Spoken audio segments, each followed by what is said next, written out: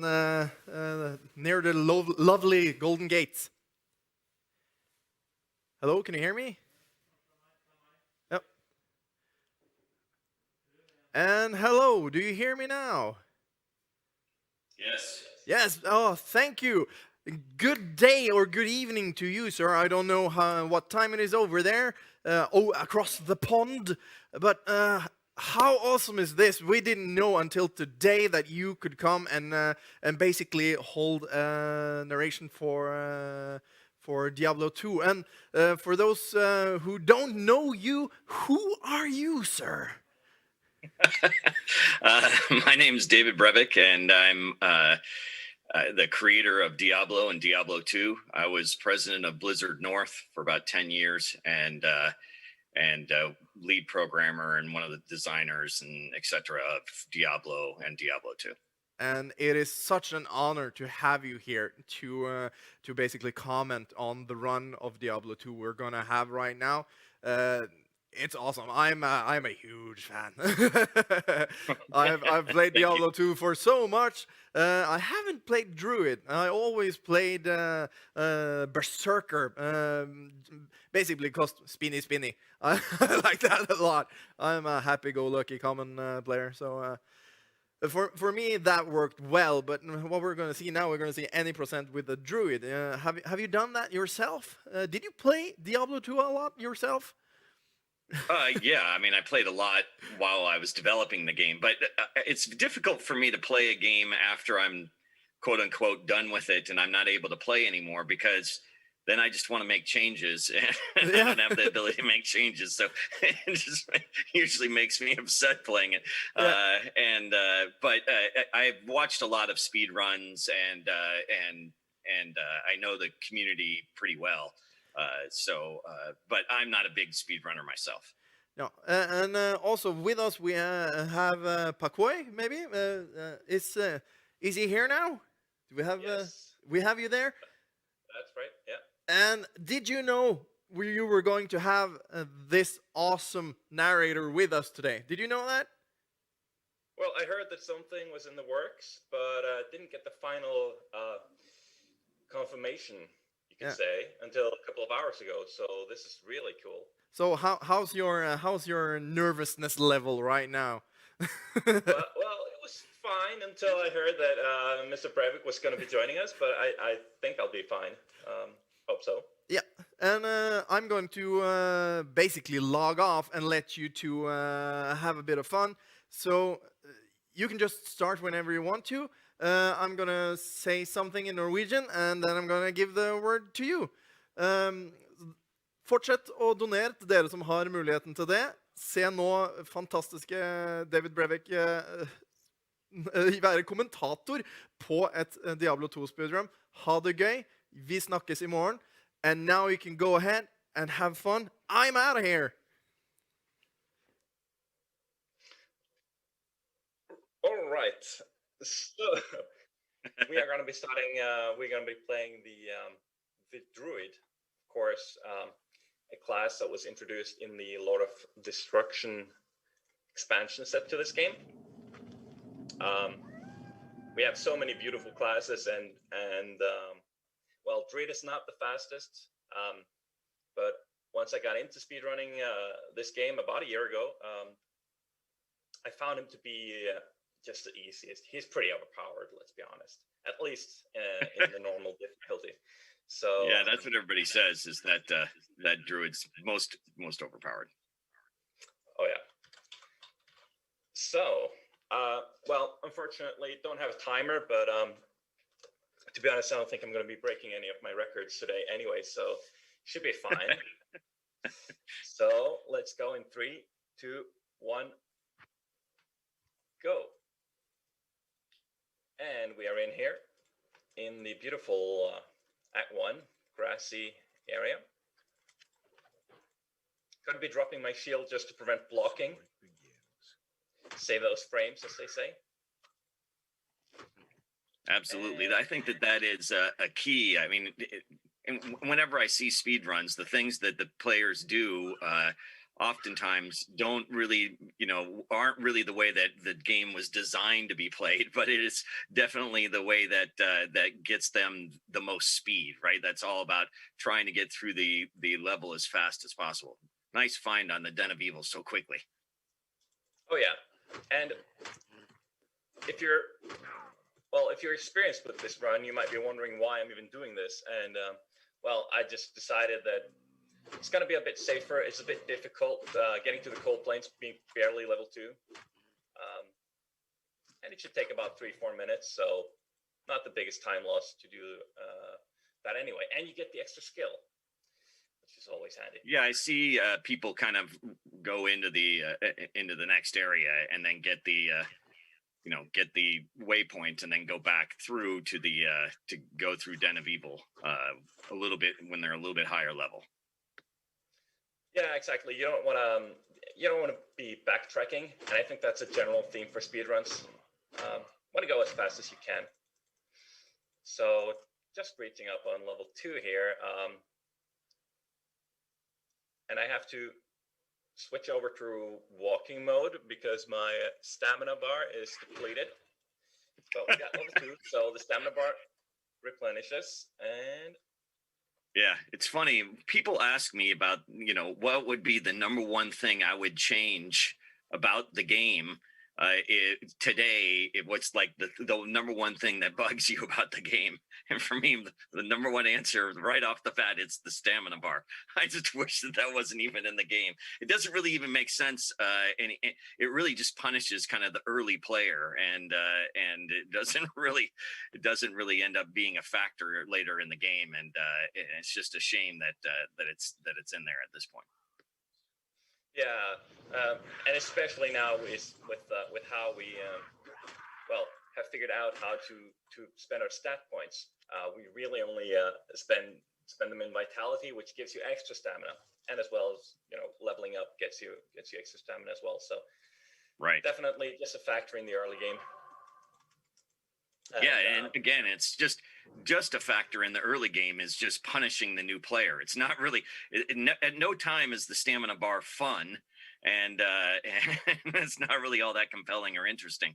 So anyway, these are design decisions that you make, and then you aren't always perfect. You end up learning and growing and realize that, hey, there are some things about Diablo 2 that just aren't as friendly as they could be, and stamina bar is number 1 on my list. Number 2 is auto gold pickup. Oh well, yeah, I think the stamina change would be welcome, but I know a lot of people wouldn't probably like the auto pickup of gold. Yeah, I think there's definitely a split, on the audiences. Let me click on everything, but there's really almost no disadvantage to auto pickup gold. I mean, especially if it was just, the radius was small, so you had to at least walk by it to pick it up. Then that would be it would be a lot nicer than having to actually click on it. Makes sense. It makes sense. So we're just killing all of the enemies here. As of course the quest is to kill all the enemies in the den. Yeah, this was always kind of a sore spot with the development team, because we would end up playing this the game over and over and over again, and people inevitably lost, or where the heck is that last enemy? I can't find the one that I left behind here in the Den of Evil. It was for this to be the first quest.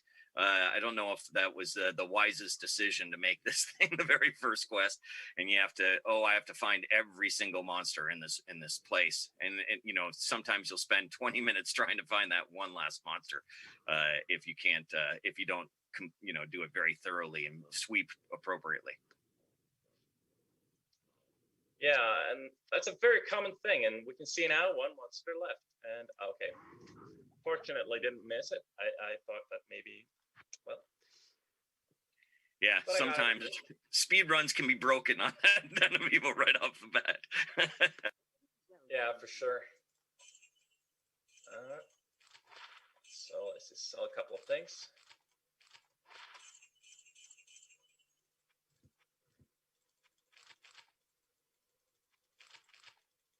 I'm buying potions. What are some of the things that you're trying to buy right off the bat? What's the biggest thing? I mean, obviously, I think that a lot of people focus on the mana potions because they want to, use their skills as much as possible. What are the things that you're kind of looking for right off the bat? Yeah, mana potions. I do want a 2 open socket, and you can see that I found one here. Unfortunately, it's a bit expensive, so can't really buy that right now, which is for an upcoming rune word that I'm going to be taking advantage of. Which rune word do you like to make first?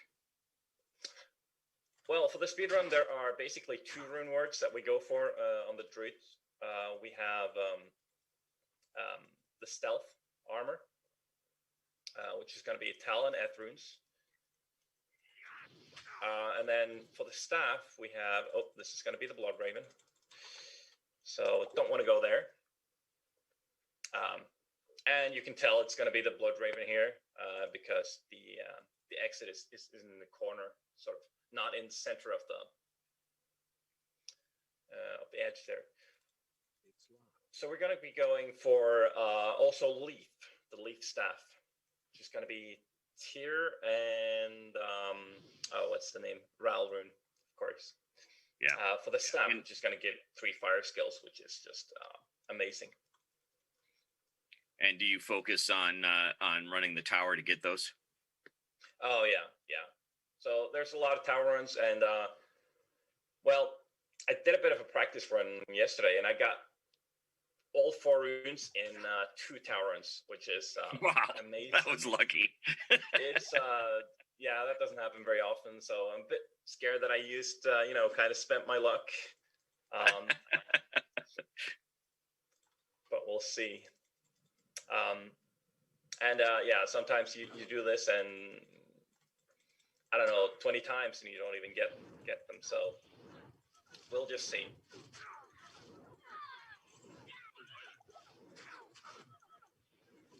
Entering the underground passage, bit of a difficult area in that the monsters suddenly become a lot stronger. Yeah, and you're kind of under-leveled for the area, so it trying to run around past that quickly is can be challenging. Oh yeah, well, but you can see how the Firestorm skill of the druid just lets me, just make how it's overpowered and lets you just waltz through. Yeah, it's this is going to be a dead end. All right, so I took a wrong turn there. It's a bit difficult on this map. I know that because the entrance tile to this map, well, okay, first off, let me just mention these maps are randomly generated. They are tiles put together in a random way. But because this tile that I entered on was had its exit kind of pointing up, I know that the next map is going to be, or the entrance to the dark. Oh, got an experienced Ryan. That's lucky. I know that the dark wood exit is going to be, well, in a certain direction. I like to say facing upwards. Like here we go. I recognize this tile, so this is going to be the exit. Speedrun things. Yeah, and absolutely. I think it's great that, even though Diablo 2 has a lot of randomness to it, that we have this these sort of guidelines. It makes I don't know, it kind of puts a unique touch on the speedrun effect. I don't know, probably not something that was well on your minds early on, like 20 years ago when you were making this. No, speedrunning was not on our minds when we were making the game. But I see a lot of people memorize all these different patterns with their this tile facing this way means that I like you just did that. Oh, that's the dead end. I've got to go a different way or whatever. And there's so many different little patterns that people have to memorize to get those on all the different maps. And they are, like you said, the maps are randomly generated, but they are put together in kind of like little set pieces where there's a group of tiles that kind of go together that hook up to each other in a random fashion. But if you can kind of memorize the different pieces, kind of the different Lego shapes or whatever you want to say, to put them together to make the level, then you can really improve your speedrun times. Oh yeah, it's pretty essential to get a good time. Knowing these, the various exits, where the exit's going to be, depending on what the entrance looks like, etc. So we're in the black. And that just comes with lots of playing. Yeah, it does. It's a bit. Kind of have to just learn. So we got a map with kind of a split map, which is something that can happen. I was hoping that it wouldn't, but it did.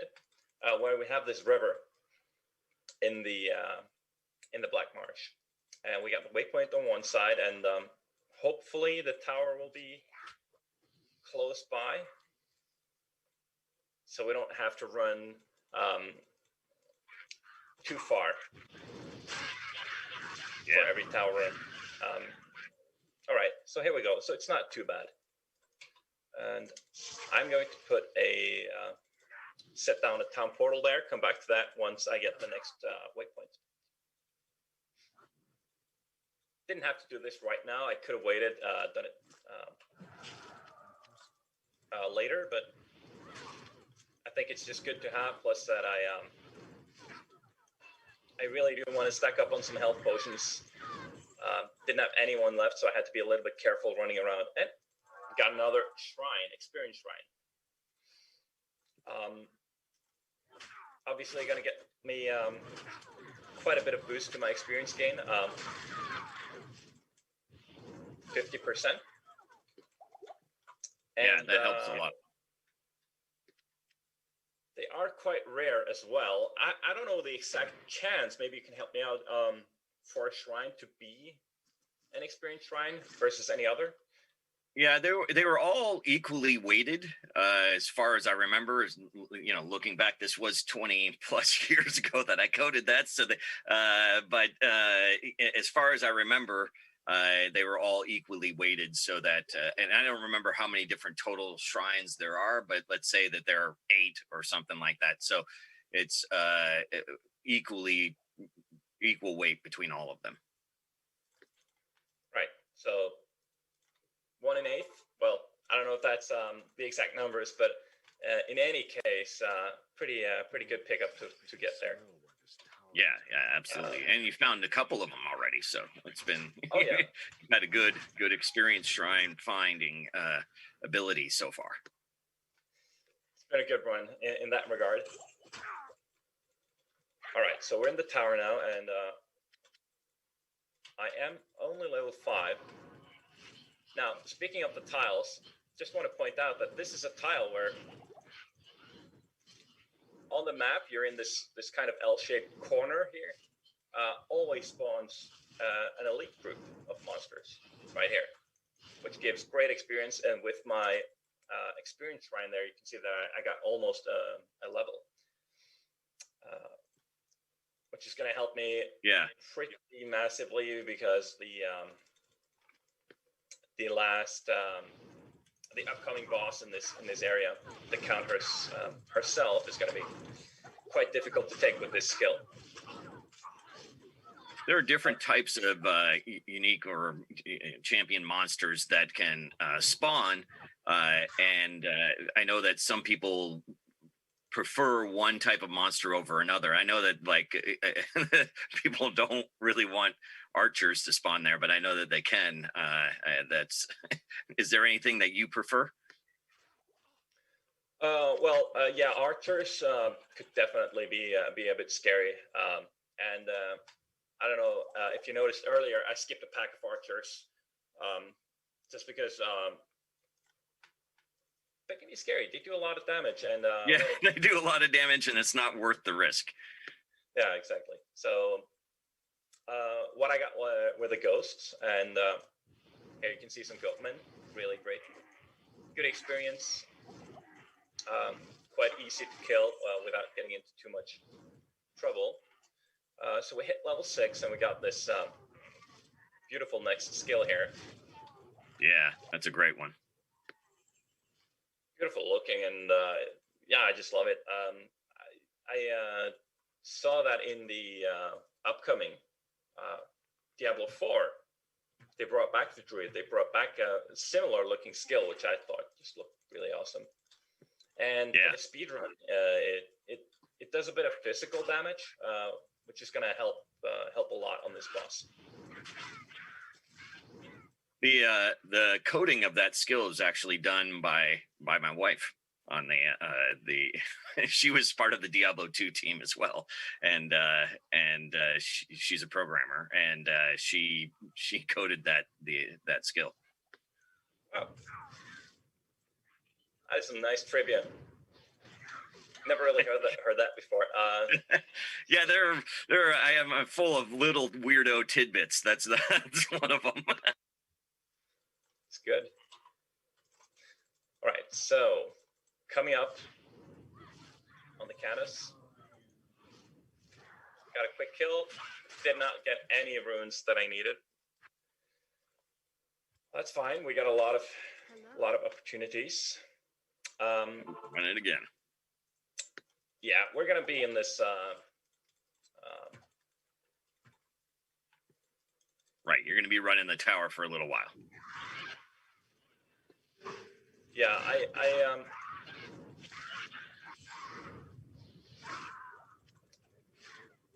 I'm hoping to at least get Taleth. Not getting the leaf staff. It misses out on 3 fire skills, but so it's a little bit of time loss to not get that. Especially because the bosses are well, they're quite tough. How do you say? They've got a lot of hit points, right? So getting the 3 fire skills boosts just a lot of damage to the Fisher spell.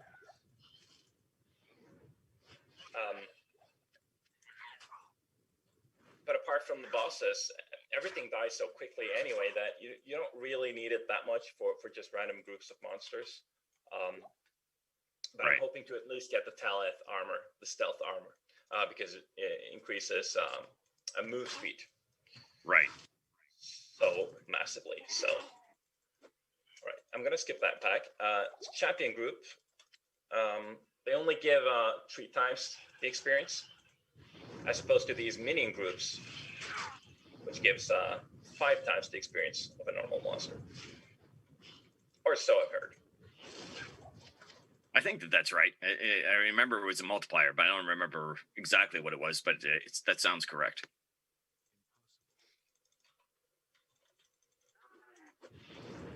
Yeah, you could say that I haven't really ran the numbers myself, but I trust the other speedrunners, and those are the numbers that they always use. Yeah, it's funny because people ask me, obscure questions like that. Like, what exactly was the multiplier on the experience? It's like, I don't remember. I didn't. We could go test it and figure it out, but I can't remember exactly the number that we typed in, whatever, 20 years ago. It's funny that people, often ask little obscure questions like that I don't have any idea. I don't remember every detail of everything I've done with Diablo 2. Right, and it's 20 years old now, this year. Yeah, correct. It just had its 20th anniversary about at the end of June, and so just a couple months ago. So that's it is the 20th anniversary officially, though. It is also. It was a year later that Lord of Destruction came out, almost to the day. It was a year later. And then the 110 patch, which changed so much of the game, didn't come out until October of 2003. So we worked on it for a long time, improving it and changing it and stuff, and it ended up being a very different game than the game was when we originally, installed it and created it. You can still find some of the Diablo 2 pre, like 1.0 versions kind of on CDs and things like that out there that if you don't patch them, that are very different play experiences than what the game is now and what people know as Diablo 2. I mean, it's been basically the same for almost 17 years now, but it was the first few years it changed quite a bit. Oh yeah, definitely. I just recently I saw a streamer, popular Diablo streamer, trying to play the 1.0 version of the game, and that was well, there were so many changes. I don't even like. You couldn't buy mana potions from Akara. Well, obviously the balance of the game. Yeah, a lot different. So yeah. I mean, there are no words. There were no. It was very, very different.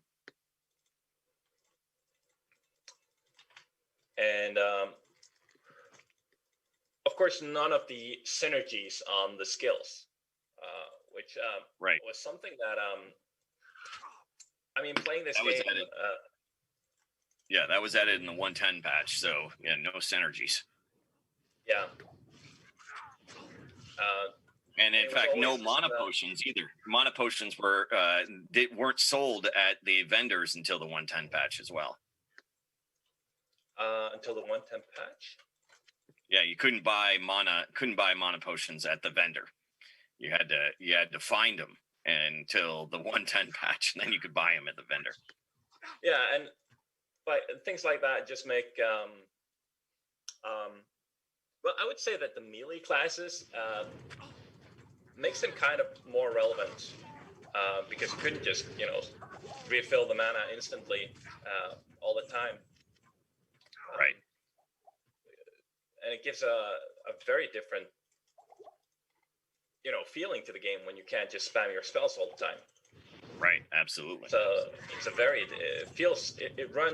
plays very differently, you could say, than compared to what it does now. Yeah, absolutely.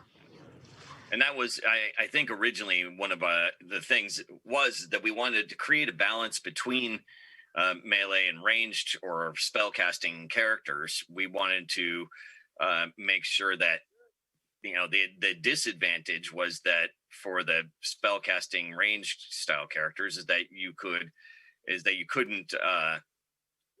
get mana, right? And that didn't allow you to spam your skills. So with the 110 patch, though, we figured it was just more fun to be able to spam your skills, and it doesn't matter.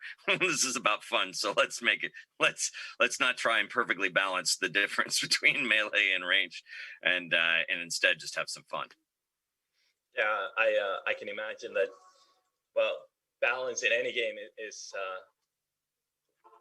well, it seems to be one of those notorious things to get just right. I mean, nowadays they are. Any community is kind of more demanding on the balance of it, and of course, just compared to 20 years ago now, with the internet being so big, everyone playing basically online all the time, and with just a lot of more interaction between people, I think we kind of come to a conclusion that you want to have like classes, you want to have them somewhat balanced. And obviously that's a very difficult thing to do. And but I still think that Diablo 2 offers. So even though the classes aren't perfectly, how to put it, like they're not perfectly balanced, if you will.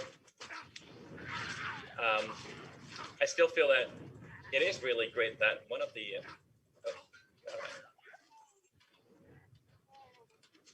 Sorry, just being trying to focus here on the. Yeah. Focus away. It's fine. We can wait for your conversation. You got to focus on the game. It's fine. So yeah. In general, balance is a very difficult thing to do. Anyhow, like you were saying, and there is no such thing as perfect balance. And in fact, if it were exactly perfect balance, it would be frankly quite boring. Some of the fun of a game is finding the imbalances and using them to your advantage or whatever. And that can be that's where the thrill and excitement actually come in. So our attempt was to kind of balance the things across the board with Diablo 2, but it wasn't like we had to make sure that everything was perfectly balanced, because it loses some of its fun, in my opinion. Well, yeah. I mean, if you want a perfectly balanced game, then obviously you have to have well, in a single player game, you'd have to have just one class and just one way to play it, and yeah, would be kind of boring. If I'm not mistaken, well, just trying to think of games which have that effect, but and thinking back to early Warcraft, even the first one, but even there, I'm not entirely sure that they were just mirror. Yeah, it's rare, especially in multiplayer games, to have perfect balance like that. It's best to have kind of a rock, paper, scissors kind of effect, where, one thing beats another kind of, and that way you have this kind of inherent balance between them. That's usually the more exciting thing, but you don't want that to be perfect as well, because you still want the chance that, hey, I don't know, the warrior always beats the wizard, and the wizard always beats the cleric or something like that, and the cleric always beats the warrior. You don't want that kind of perfect, balance all the time, so that they don't ever have a chance, right? You don't want the warrior to say, well, oh, here comes a cleric, he kills me all the time. It's better that I do have a chance, even though the cleric might have some advantages or whatever. It can't be perfect. So just the idea of perfect balance is, there is no such thing. There can be overpowered stuff, and as long as it doesn't really have a big impact on other people's ability to enjoy the game, then it's I think that it doesn't really do any harm, especially like here in Diablo, that when your skills as a druid are kind of overpowered compared to, I don't know, let's say a barbarian or something like that, early game, it doesn't really matter. It doesn't really, there isn't really a problem with this. It's just a different style of playing the game, but it doesn't have an impact on my gameplay versus your gameplay. It's just a different style of playing the game. Yeah, and that's great. I mean, you don't want to you want to have different experiences as you play through the game, different times. So I had a bit of difficulties finding the jail level 2 here. I don't know if you noticed, but I was kind of running in circles and not finding a waypoint. I misread one of the tile pieces and thought that it would be at that end. Turns out that it wasn't at that end. Well, I'm not the best speedrunner of this game. I have a time which is it's okay. That's okay. It's not. Yeah, you can just count this as practice. I mean, that's how you get better, right? Is that every time you do it, you'll understand a little bit more and get a little further and improve your time until you can become the best. Oh yeah, which it's a hard challenge, but I mean, there are a lot of just really good players of this game. You have the people that are another one of these shrines. So you have the people that play this game on stream, but even just people that don't really stream all that much that still are really good, and just they know all of these things, all of these tiny details that just help you just edge out, a minute here, a minute there, those kind of things. So it's really quite competitive. Yeah, and it's also amazing to me that so many people that the community is just so active on a game that is as old as it is. Like there's like any given time I can go on to Twitch or whatever and watch somebody streaming Diablo 2. I mean, there's somebody always streaming it, and there's thousands of people watching it at any given time. And it's just strange to me that there are really no other that I can think of 20-year-old games where people are like have thousands of people watching it all day or whatever. It's pretty amazing. Quite a testament to the team and everybody that was involved in the product. To be a part of that is just such an honor. So amazing to me that people have just so much love for this. Yeah, it is like just an amazing game. Just gotta have that said. That it's an amazing game. I played it, all my childhood. You're looking at my childhood right now, to put it like that. Well, about the community, there are actually many mods to this game as well. That people do play a lot. I don't know the names. Yeah. So well, they're called like Median XL, which Path of Diablo. Path of Diablo, yeah. And yeah, there's a bunch. Yeah, I assume that they're not. How can you put it? They're more hacks than kind of officially supported things that you were supposed to do with the game. Well, yeah, I mean, the game was never really designed to have mods, right? So any kind of mods that people put in the game is because they have like experimented and recoded and somehow redone a lot of the work to make it happen, right? So it's not they've gone out of their way to make basically their own kind of version of the game, starting with a lot of the assets and stuff like that are in Diablo, but kind of reverse engineering the entire thing to make sure that they can put these mods in. And again, there's no real official support, so it's all kind of been hacked together to make it actually happen. And some of the stuff that they've done is just incredible. The amount of information that they know about how the code works and how to change it, or how to make new levels or do whatever they want to do. It's incredible. Yeah, from a programming perspective as well. I mean, pretty impressive that, because there aren't any, like you said, official support for it. So that they've been able to do that is pretty impressive, I have to say. Yeah, absolutely.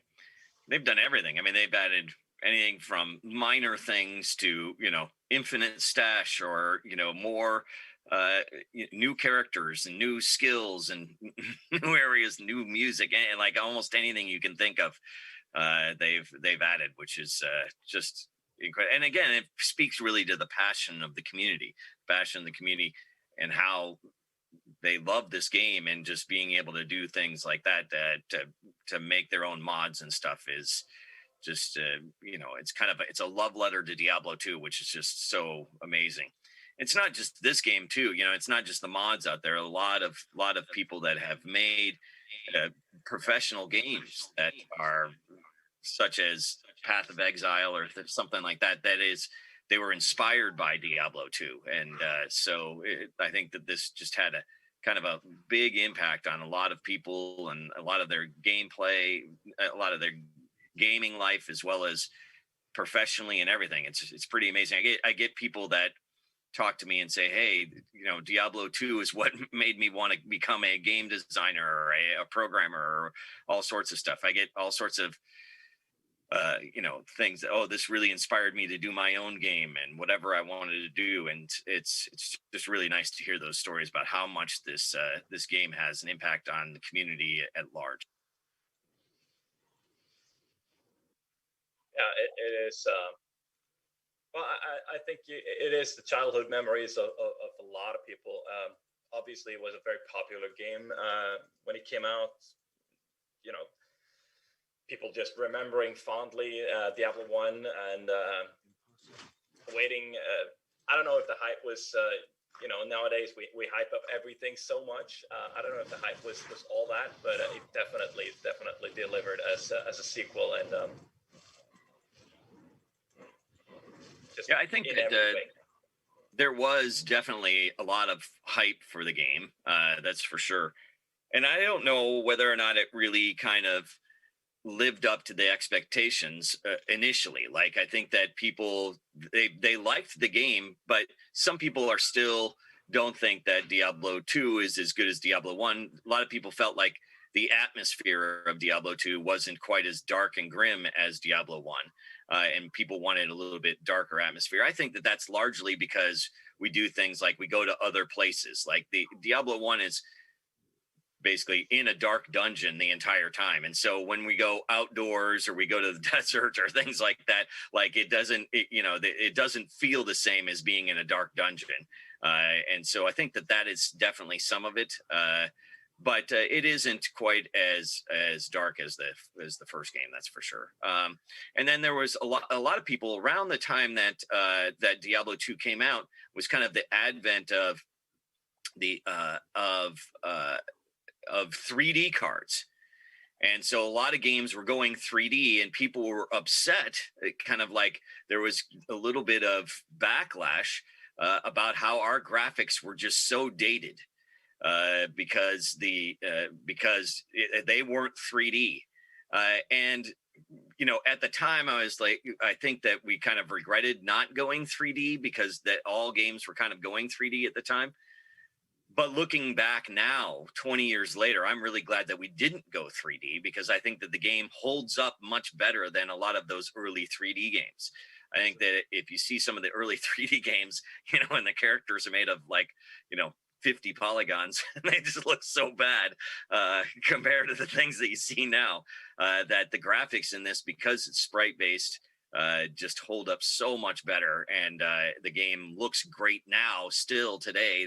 And compared to a lot of kind of the old, 20-year-old polygon games. And so in hindsight, I think that that it was the right decision, but at the time it felt like it wasn't. So there were definitely some dings on Diablo 2 when it released, and we had some server problems and bugs and things like that. That were also kind of there were people upset about that. But I think that once the expansion came out, which was about a year later, and we were patching the game quite a bit, every month or two at the beginning. And so with all the patches and the expansion coming out, that a lot of people kind of saw what we did with the expansion and thought that, hey, the game's really, really taking shape now. And then once 110 was released, then that really kind of solidified it to the point where it is today, where people remember it fondly in the current state that it's in. But it took a few years to get there. Yeah. Congrats on Andariel. That was nice. Moving on here to Act 2.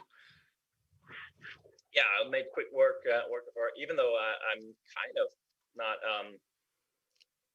I'm only level 12. Just recently got level 12, so I didn't have my Fisher skill for Andariel. But for some reason, she has a very little fire resistance. So just make quick use of her, make quick work of her with the fire skills there.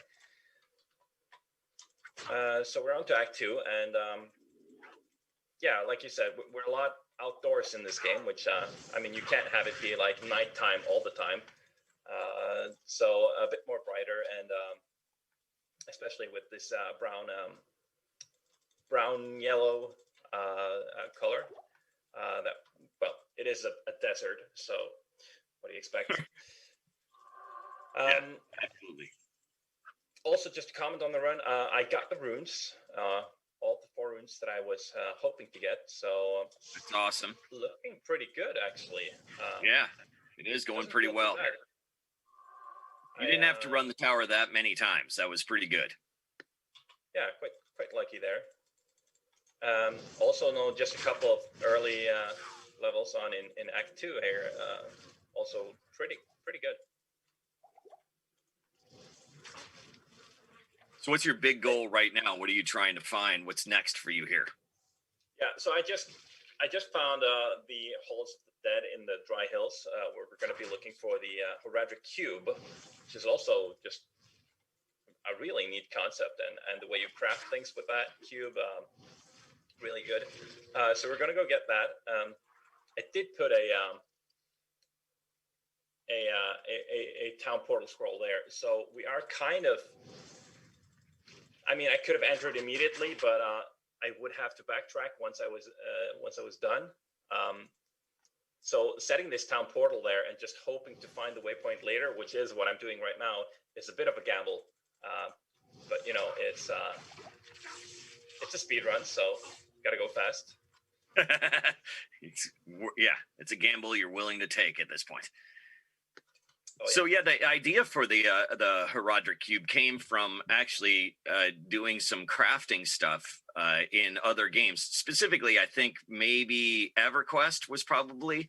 I mean, the Druid class was inspired by the Druid in the concept of having a Druid in the game was inspired by the Druid in EverQuest. I was playing a lot of EverQuest at the time. It was one of my favorite games, and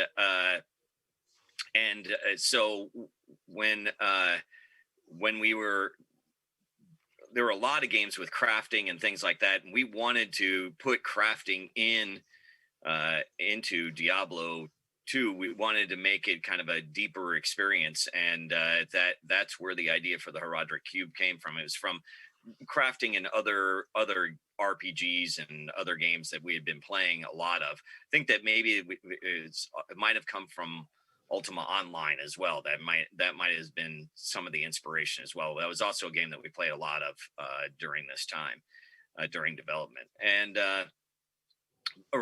we also had a period of time where the crafting in that you see with the Horadric Cube was a little bit more, I'd say,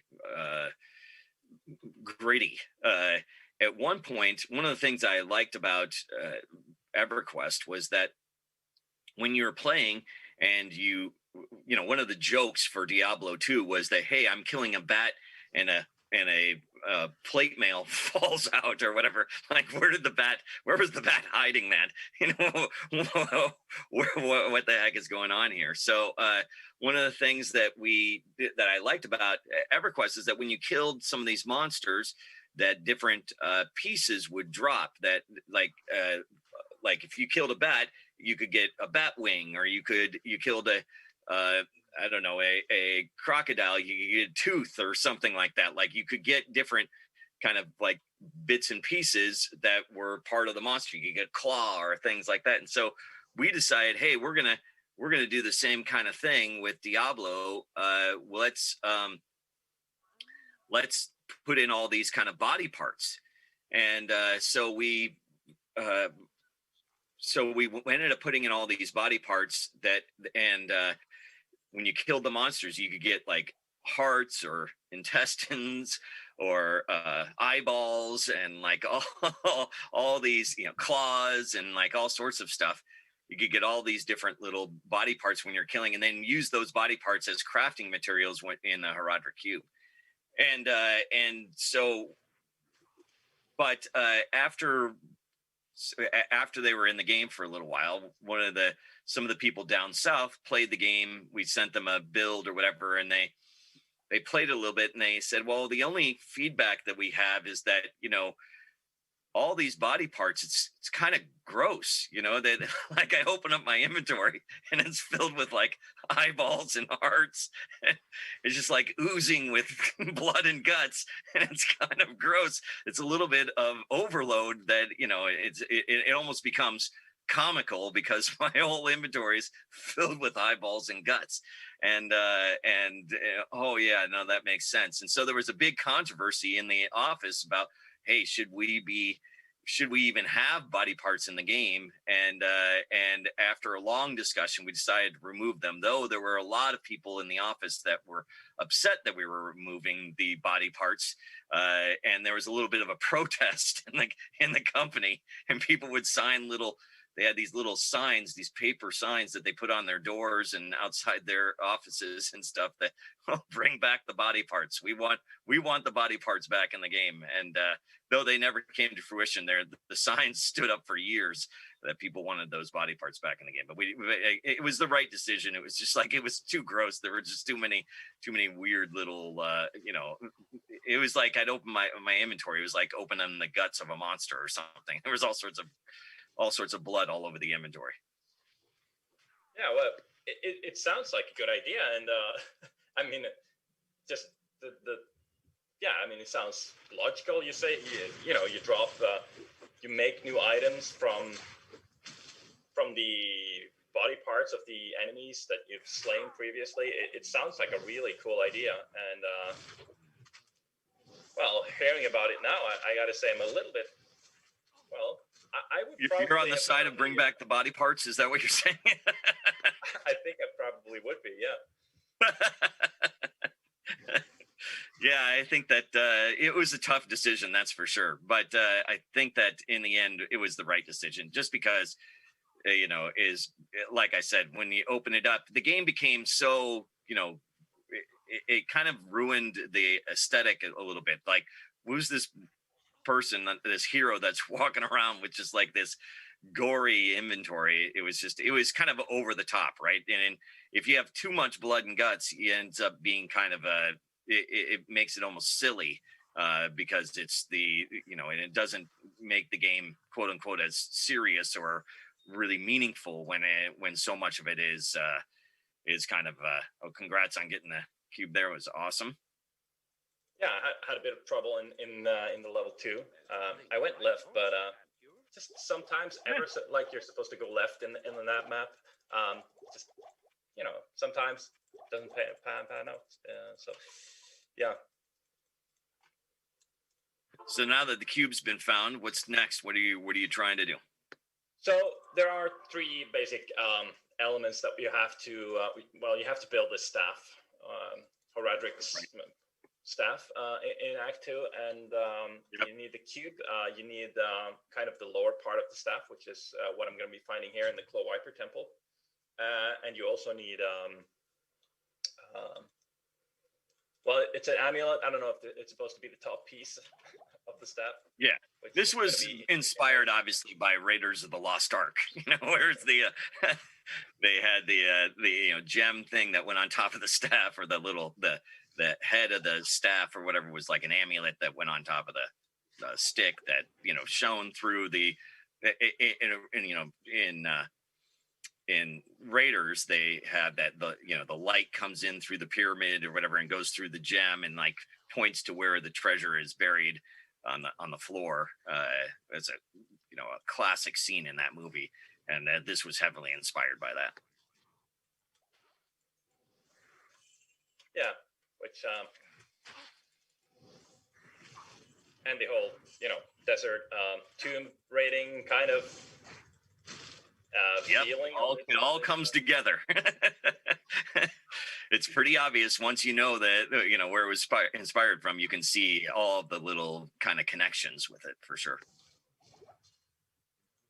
Yeah, and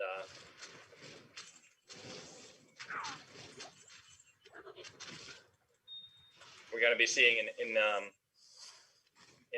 3 as well that it's also kind of an inspired area, very different feel to each of the acts. Yeah, I think that people like the there are people that love and people that hate the jungle area. You can get lost in those wandering rivers, that's for sure. But I think that because they like loop around and all sorts of stuff that people can get lost, and so there are people that go, oh my God, I can't, I don't like that area at all. The winding rivers just did me in. But I think that it definitely adds a lot to the game and makes it a very different feel. The next area, I think that, very soon you're going to be heading to the Arcane Sanctuary, and the people often ask me about that. They ask me, hey, was there the right way to go in the sanctuary, and is there any kind of hint on how to speed that up? Because that's where a lot of speed runs die, is going through the arcane sanctuary, and the answer is no. There's no tell, there's no hint, there's no nothing, so unfortunately you just have to get lucky going through there. Yeah, there's been quite a bit of almost scientific work going into just trying to find they looked at they looked using just modern kind of data science approaches, trying to see if you could correlate anything, and I believe they found that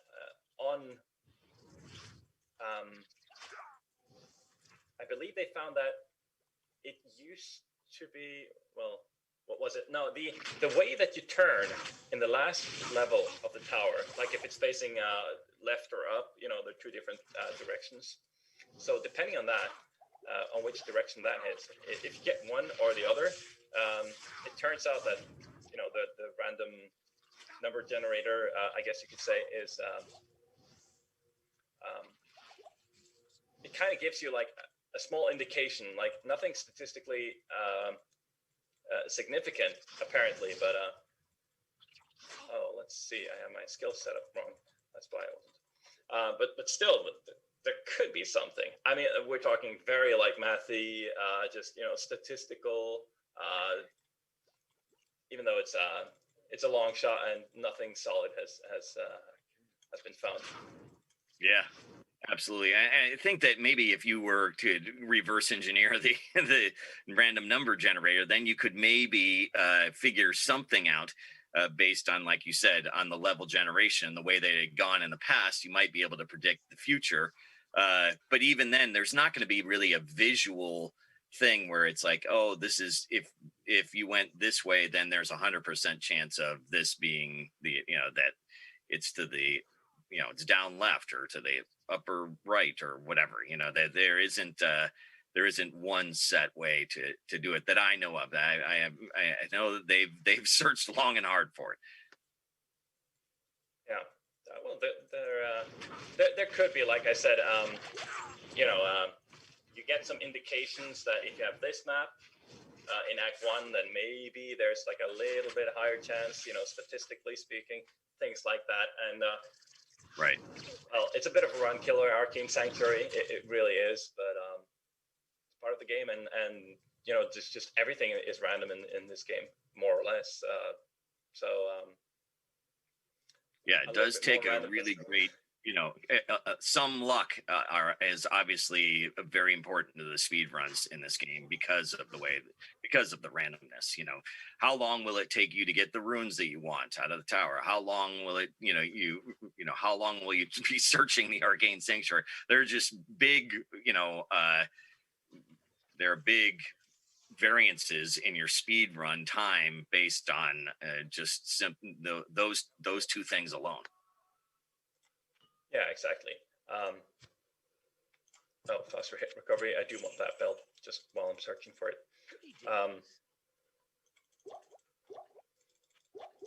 But still, because I'm going to the arcane, of course. But still, like because everything is random, right? So on the best runs, of course, you gotta wait for the stars to align to get that perfect run. But even so, you kind of have this. I don't know if you could compare it to poker in a way that even though it's random, you could still take advantage of, like, you still see the difference in player skill of this game. And on my best run, I could be as lucky as I wanted to be, and well, maybe I could get the record, but someone who is a lot better at this game than me could, with worse luck, still manage to eke out a better time. Right. So it really player skill is definitely a huge factor. Yeah. So really, is quite interesting from a speedrun perspective in that way. I think. Yeah, and I think that's why it's such a vibrant community that people enjoy watching the speed runs, as well as I think that people, because watching the kind of expert players at the game is really fun. Yeah, just I watch a lot more than I do run this myself.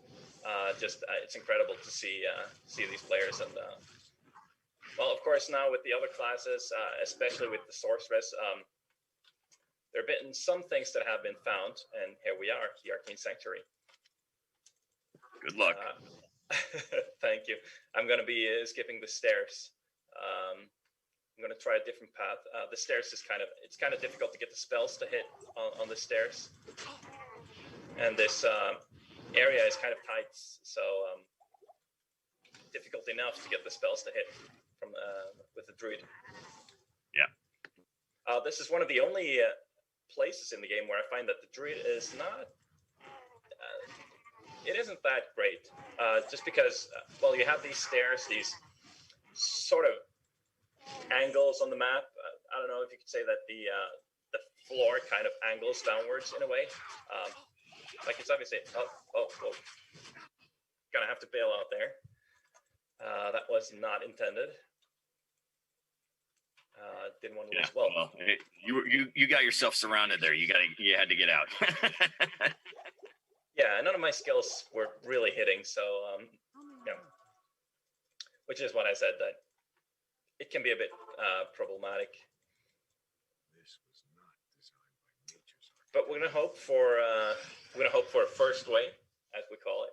Getting a first way arcane would be really great. I think I'm doing pretty well on time. Oh. Yeah, you are. We're probably just right around an hour right now. An hour, all right. So not a world record, but still pretty good. Yeah. Hey, and if you get through this fast, then you're you're definitely going to be looking pretty good. Plus, having me Gab here, is tough. It's tough to focus on doing a great speed run and and talking and all of this stuff or whatever. It's tough to do both, I would guess. Yeah, I'm realizing, I don't stream all that much, but it is kind of a different thing. Trying to hold a conversation at the same time, focusing on just everything. So not the first way. So we're going to go try one of the three others. All right, so we get the zigzaggy path here, which is also fine. But yeah, definitely, I gotta say this is harder than it looks. Trying to. Oh, it's much harder. I stream a lot, and even just playing a game normally, not even trying to speed run or doing anything difficult. Like I have a tough time streaming and playing whatever game it is that I'm playing. I can barely do it. And I've been streaming for years and years and years. Yeah, fortunately, I should say, I don't have a chat to also pay attention to, so at least I got that. Right. That's one of the things that my wife and we stream 4 or 5 nights a week, and that one of the things that we do is we try and read all of the chat, right? So literally all of the chat. So I spend a lot of my time answering questions and reading chat and conversing with people, which a lot of streamers don't do. A lot of streamers just will read one little blurb every now and then, but mainly focus on their game. Depends but then people are watching them because they're great at games, and I'm not very good at games. So the only thing I've got is conversation. I don't have excellent game skills. Yeah, it just depends on what type of stream it is, right? So we didn't hit the second way, unfortunately. So we're gonna try the teleporter pad direction to see if we get lucky on Hopefully the third way. Hopefully, time's the charm here. Yeah, speaking of a charm, I'm gonna go pick up that Grand Charm. It's the Grand Charm. Let's see here. Cold Resist 19 on a Grand Charm in a speedrun. Pretty good. Gonna be helping a little bit on Turiel, Mephisto. Dangerous boss fights that, yeah, you know, just having, you know, we're going through the game so fast. So we're not really the more or less intended levels. So the bosses could be quite a bit more dangerous than they normally are. Right. So just having any bit of, you know, Cold Resist 19 on a charm like that is good pickup. Absolutely. Getting a little bit stuck here. Fortunately, my spells did hit.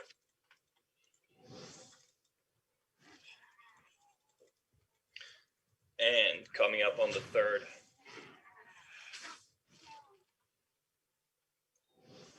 way here.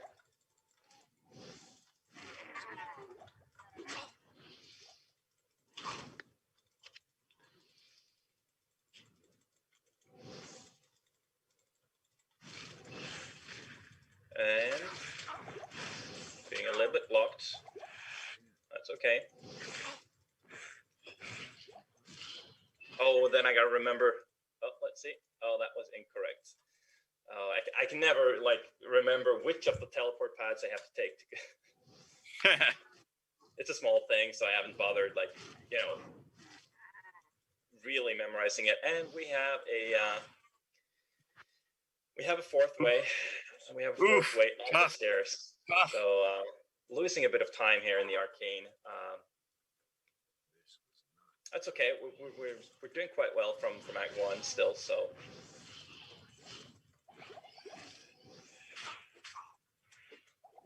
And yeah, level-wise, the Arcane Sanctuary gives quite a lot of XP. So, like I said, we are obviously running through the game as fast as possible, but we still need to be level 20 to actually be able to, which is a limitation that I don't know exactly when was put in, but you know, we have to be level 20 to kill the Ancients in Act 5,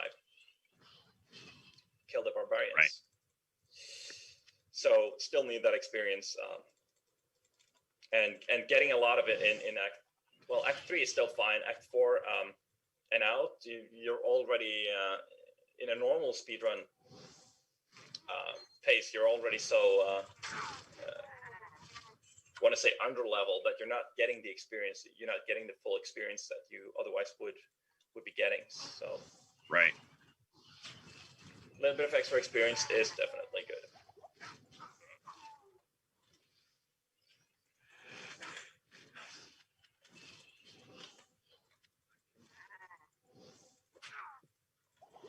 Well, it's definitely been some good leveling, that's for sure.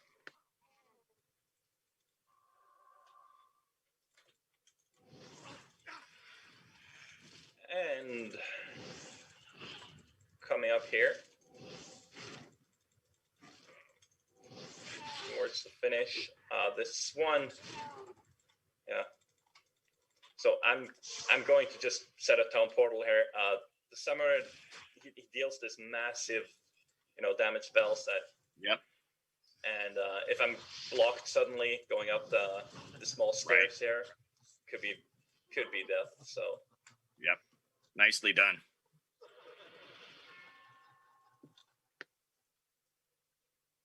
And he was taken care of.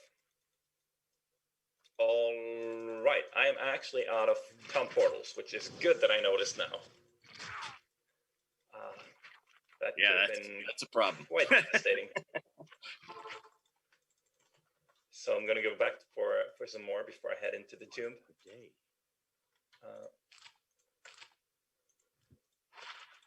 Damage reduce.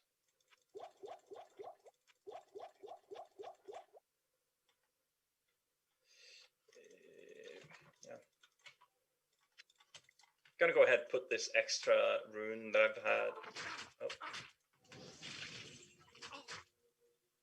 just into the helmet. 2 mana after each kill doesn't sound like a lot, but it really just keeps the character going. gives me casting spells without having to buy too many mana potions. Gold in the speedrun is, I am actually level 17, so I can put in my Taleth. Nice. Get the stealth going. It's such a relief every time. Suddenly your character runs normally again, like, runs with such great speed. It does have a lot of, the stealth armor does have a lot of other very useful things to it, like faster hit recovery. Like anytime that we get hit, you can get put into hit recovery, takes some time. You have the potential to be kind of just locked, stun locked, if you will, if a lot of enemies are there. So just the extra faster hit recovery as well is also a great thing about that armor. Absolutely. Yeah, I see almost everybody goes for that. That's in the speed runs. It's very common speed run item. Yeah, I believe the only class that doesn't anymore. Oh, and a pretty quick tomb here as well.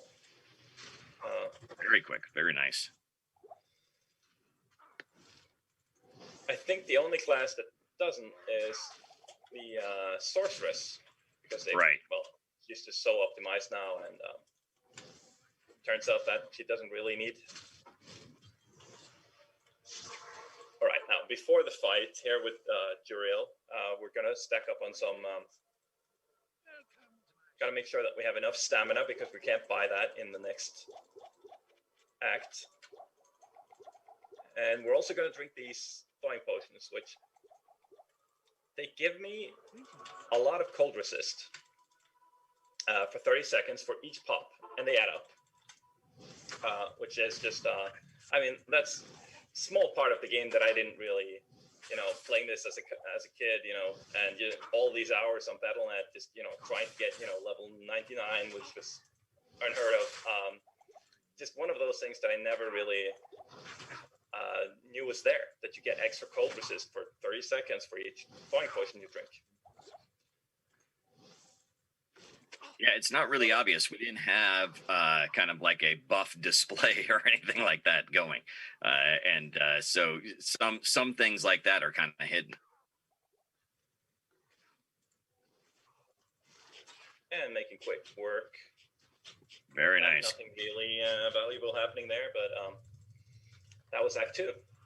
Yes, congratulations. Moving on quickly. Moving on. Big tutorial here. And head over to turn. Let's see, is there anything else that I need to... No, I think I'm good.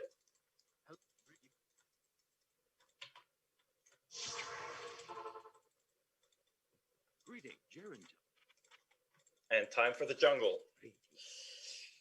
So this, playing this as a kid, I always I felt that this was just such a long act. Oh, wow. I really don't have any gold. Yeah. What? All right. Well, this could be a problem. We're going to have to try to pick up some armors, maybe stuff. I really haven't been paying attention to my gold. So this could be interesting here in the jungle. Could be very interesting to put it like that. Going forward now.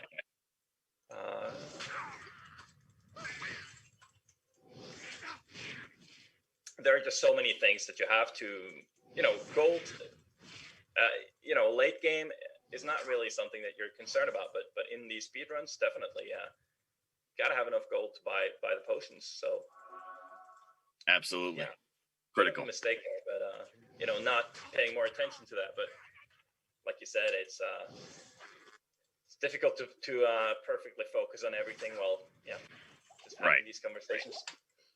Exactly, having a conversation, speed running and streaming and everything. It's a tough combination.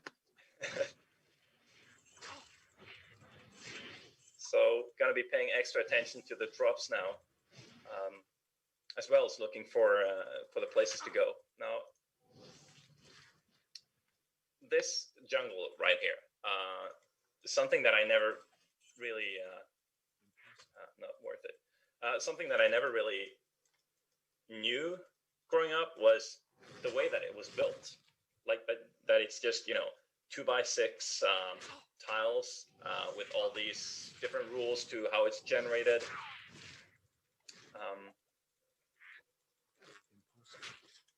So yeah, I think that it was pretty common that's how we did a lot of these the random generation stuff, is that we tried to keep the number of tiles and stuff kind of down, and then have variance within that to give it even more of a look of randomness, but just try and keep the work down for ourselves. There were so many there's so many levels to make that trying to keep things semi-simple was a focus. But I thought in the end that it really worked well. I think that it worked better here in Diablo 2 than it did in any other game that I've made with random levels. I think that the level generation for Diablo 2 is the best. It's better than Diablo 1. It's better than my other games like Hellgate London or Marvel Heroes. And so I think that this was the kind of pinnacle of the way that they did the level generation, having these kind of set pieces that you've put together, or even like little parts of levels they put together with some random variants, was really the right way to go. I think that there's a kind of a balance between Diablo 1 was tile based, so it was just one, every single tile was randomly generated. Every single square that you could walk upon was random. And so like putting that all together and making it look right was a difficult process. In Diablo 2, we had these kind of like little pieces, these like you can call them Lego pieces or whatever you want, that were different shapes and sizes and stuff. And then we kind of like put them together as an outline, and then filled in kind of the center with some randomness, or put down a strip or something like that, and then filled in some random things around the outside. Or there were like different kind of ideas. And then in Hellgate, we ended up making much bigger set pieces. So they were kind of like almost room based set pieces, where it was like one room, then another room got attached to that, and things like that. And I think that when we started going to that method, that it didn't create the variance that I was looking for in the random levels, that you could more easily identify the rooms in a random sequence like that than you can in Diablo 2. I think that you run across fresh looking stuff all the time still in Diablo 2. Yeah, and it's just I never noticed that's how it's not obvious, so it works really great for everything. And once you see it, of course, once you see it, you know that it's there, you know how it works.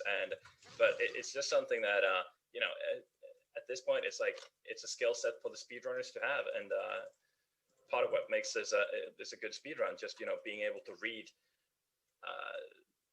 how does this piece correlate to how is this you start recognizing pieces, you start getting better that way. Makes it really fun to run this game, which I haven't run any other game really, but in most other games it's very set, very set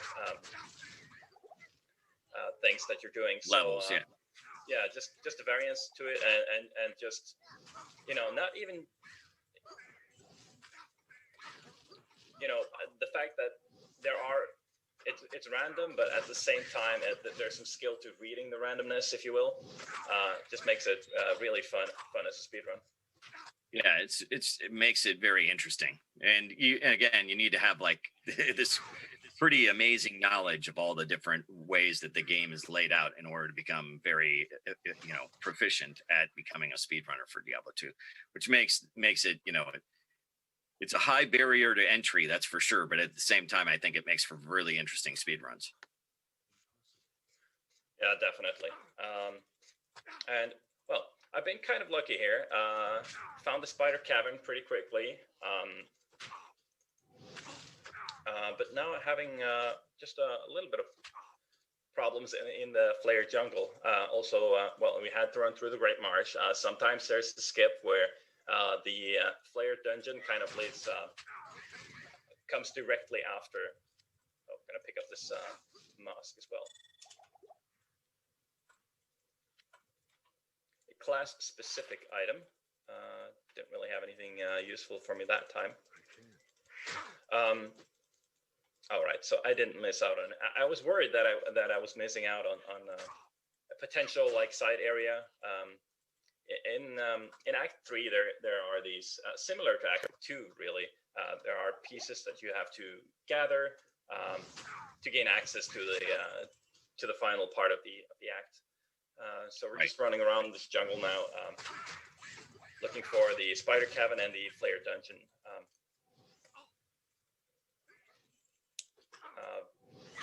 So many monsters. Yes, they are a nuisance. That's for sure.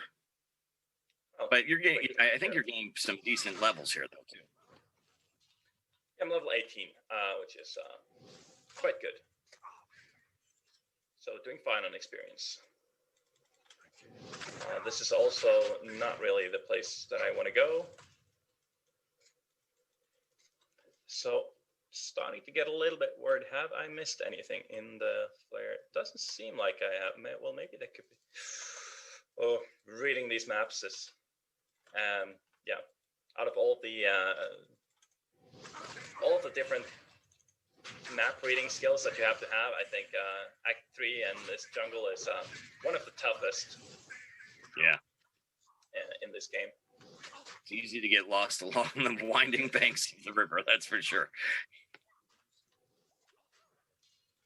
Also, I think that it's tough to read the maps in general because you aren't really filling out the map, right? You aren't really filling out all sides or getting the complete shapes. You have to kind of be able to read partial shapes and partial, being able to just get a hint of some of the maps. And that makes it even.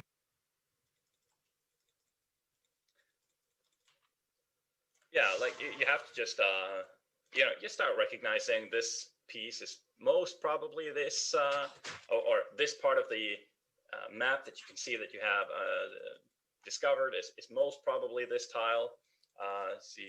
Yeah, you kind of get used to it. But once again, it's a fun part. It's a fun part of the run. So I did find the dungeon there, and I placed this town portal. We're going to be similar to the very beginning in Act 1.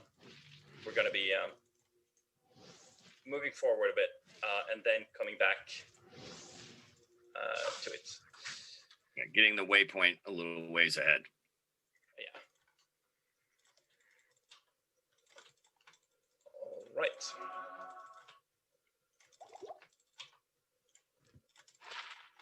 Summon to Life Amulet. What do you consider to be the hardest part of Act 3 speedrun? Definitely is. Definitely. Right, so we're hoping to find a waypoint here. It would be quite nice. But if not, what I like to do is to just head into the sewers, try to get lucky there. And if we're not lucky, then we're going to have to come back to it. So could be a bit of backtracking here going on, but we're hoping to get there.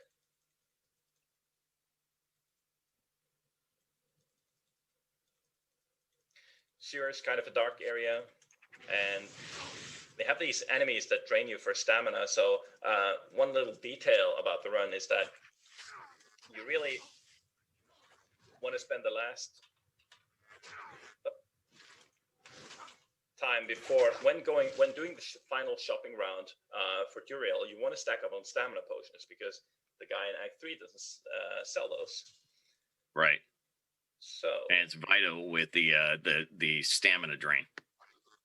Yeah, these units right here, these bird insect thingies, they drain all your stamina. So you can find yourself just walking really really fast if you don't pay attention to that. So we have a bit of a weird map, I think, but we're gonna up, and we got it. So yeah, my luck. Cannot really complain about the luck that I'm having this this run. Yeah, it's looking good. Going very well. Right. So I'm gonna pick up the heart here, and yeah, I guess these body parts that you were talking about earlier they just became this part of this quest, and that was it. Yeah, well, I think it was used. I mean, pretty much the same. The original kind of icon was modified for that. Yeah. All right, so we have a bit of a like I said, you don't see this map layout. Very unique map that we got generated here in the series in Act 3. Just having to walk around all of this. It's always something new. With all of this randomness, there's always something new. Like even, well, I'm not an expert at this game. Couldn't say that, but I've played my fair share, and still just something new in the map, in the way the maps are generated. So yeah, it just keeps it fresh. Being 20 years of age.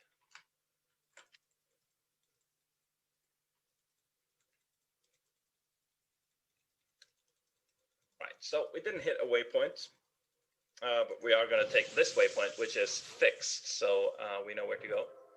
Right. And let me just...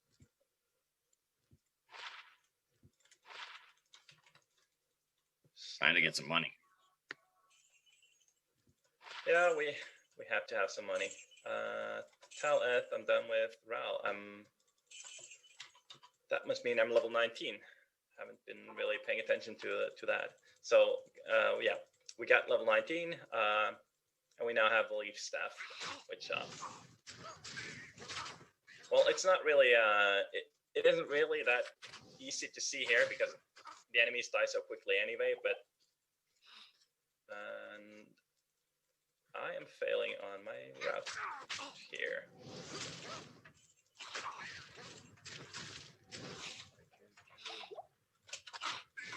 So you got both rune words going now. Got both of the rune words, looking pretty good in that regard. But yeah, what's I gonna say? Like, yeah, it makes a big difference on the boss fights because they have such a high health pool. Right. And I want to be a little bit careful in this flare dungeon.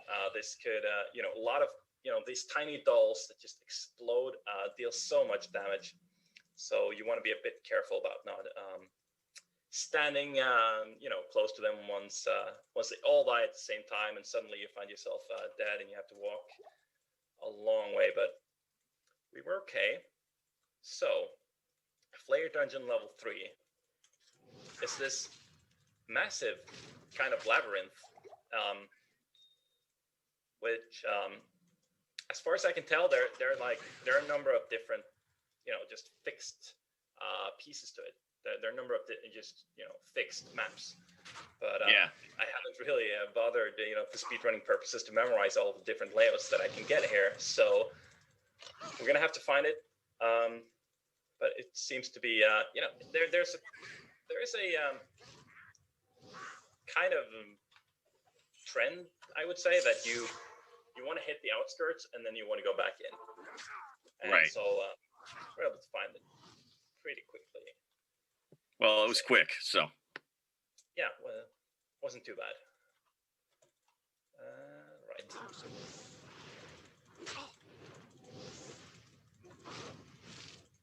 So these guys coming up. Also, speedrunning. Oh, do I have something in my stash? Oh yeah, I wanted to.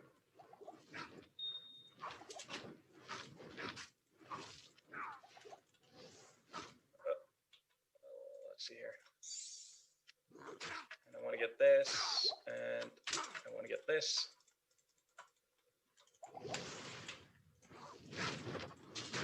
And combining the pieces, smashing the orb. Very nice. Release that back on. a splint mail for money.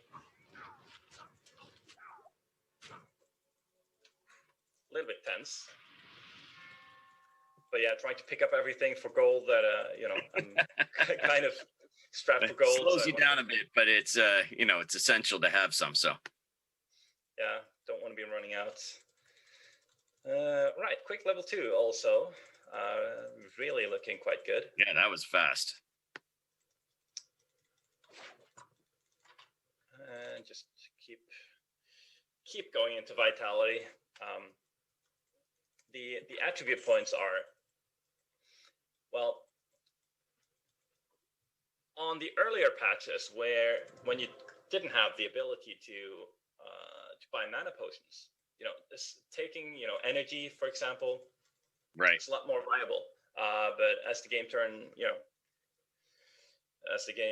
people got better, and mana potions became a thing. Just really is no point to taking on energy, sadly. We have all the strength and all the dexterity required to use all the items that we need. So. Right, so there's no point in putting anything in those either. So it's just all focused on vitality at this point. Yeah. Once you reach those numbers. Right, so we're coming up on Mephisto here, and I have a skill shrine, which is really fantastic, giving me a lot of extra damage. But I'm low on life. So I set a town portal in case I die.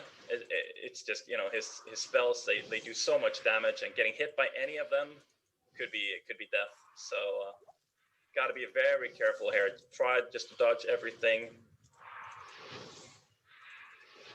especially that ball right there. Right. Yeah. Well, it's not a big loss, and I get to go back to town, get to sell some stuff, refill potions. But yeah, getting a death on Mephisto, and that's where I learned like a long time ago to just set that town portal to be safe. Right. Right. So gotta just stack up on potions. I don't think I'm gonna be needing too many because there are better potions in the next area. All right. We're back in. Quick recovery. And we're back out. Right. It's a tough one. It is. Absolutely. It's a tough fight, that's for sure.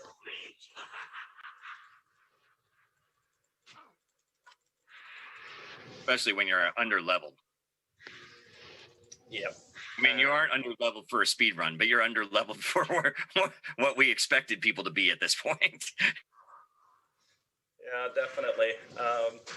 Still, so even just a little bit, the spirits, or what they are, that are, just popping up from everywhere, and I mean, they can be quite dangerous.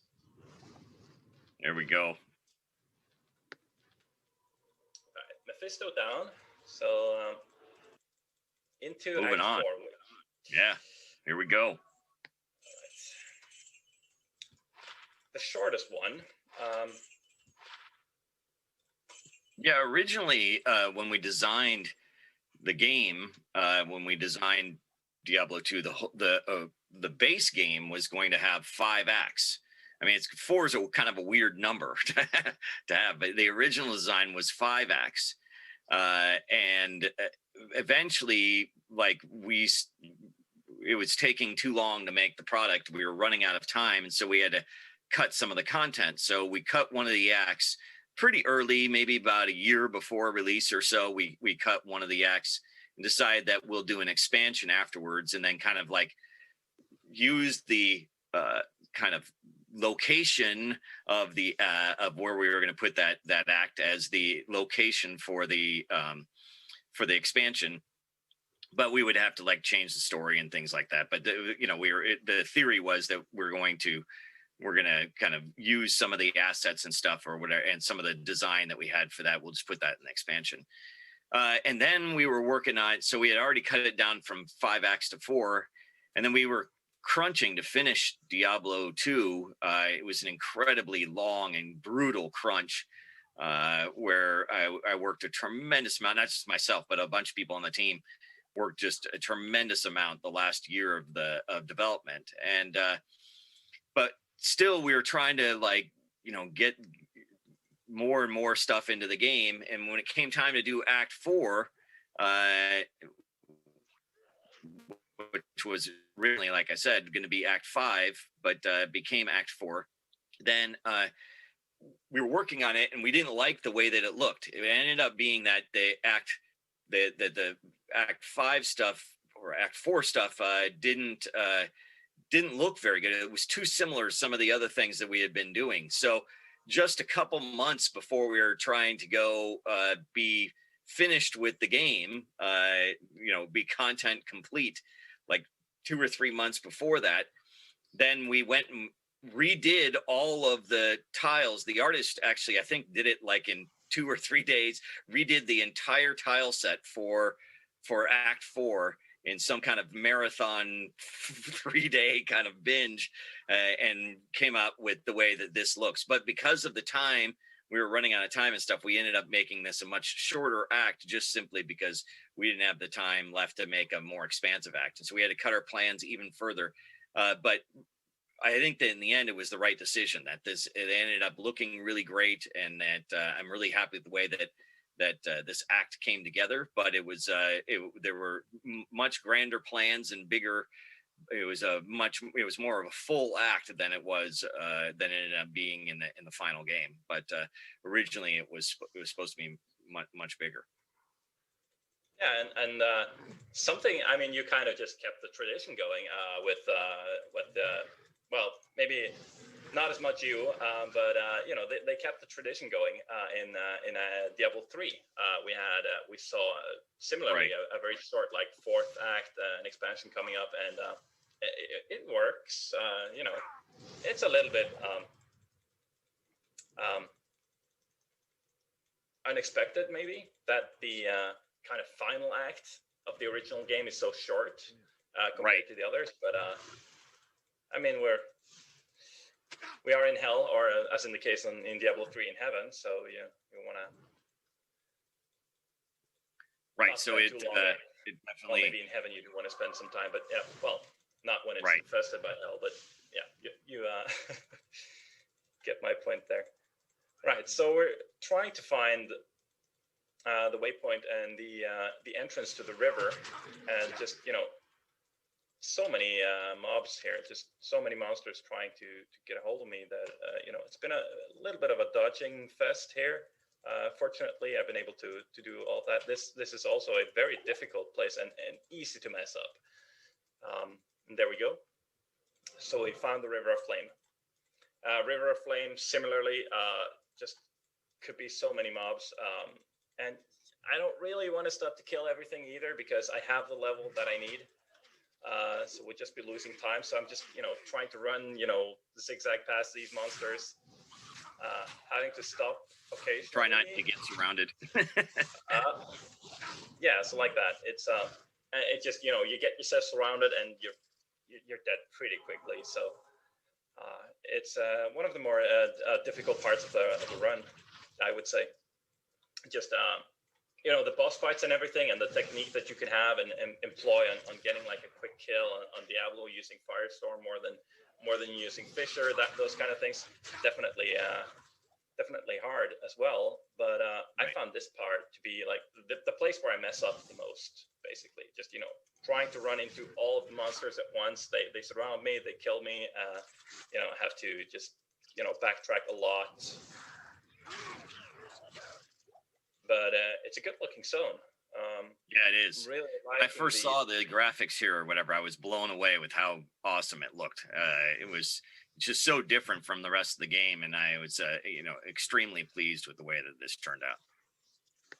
Yeah, the way that the contrast works with the yellow, the river. Right. It is quite what you say, aesthetically pleasing. To put it like that. So we navigated the river pretty clearly.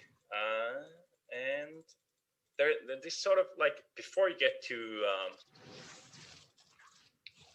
the actual throne room, or I should say the what's it called? I'm blanking on the name here. Well, before you get there, there are these kind of small, I don't know if you want to call them labyrinths. Yeah. And I want to take the correct path here. So I believe I messed up, yeah. So I'm going to have to go around just a little bit. They're not big, and it's not a huge deal to not know these. But if you're good, you can definitely tell from just looking at the early parts of what you have discovered which way you're going to have to run. So just being like everything exploding here, just so many mobs. And, yeah, you definitely got clogged up there. That's for sure.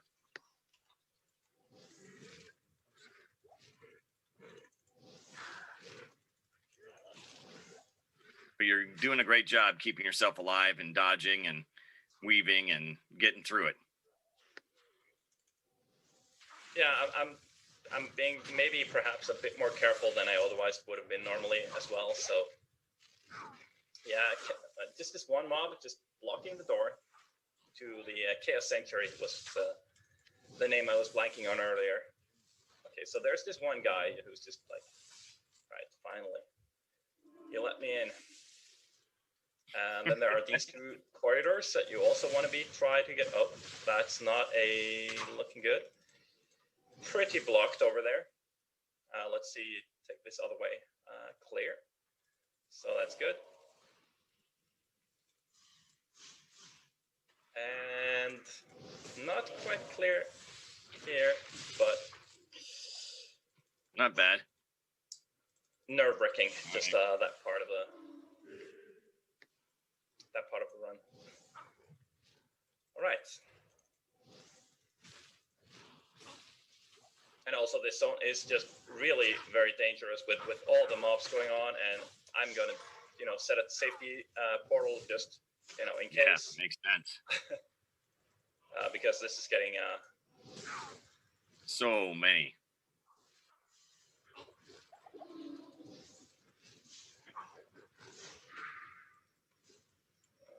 All right, stamina as well.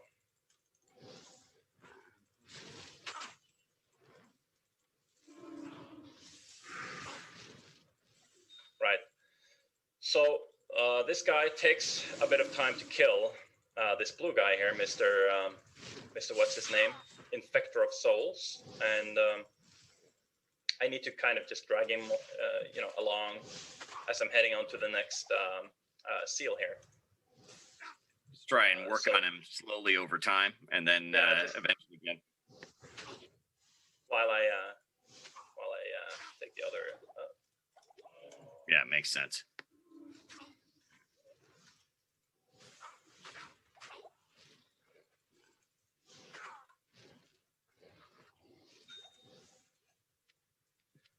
There you go. Nice.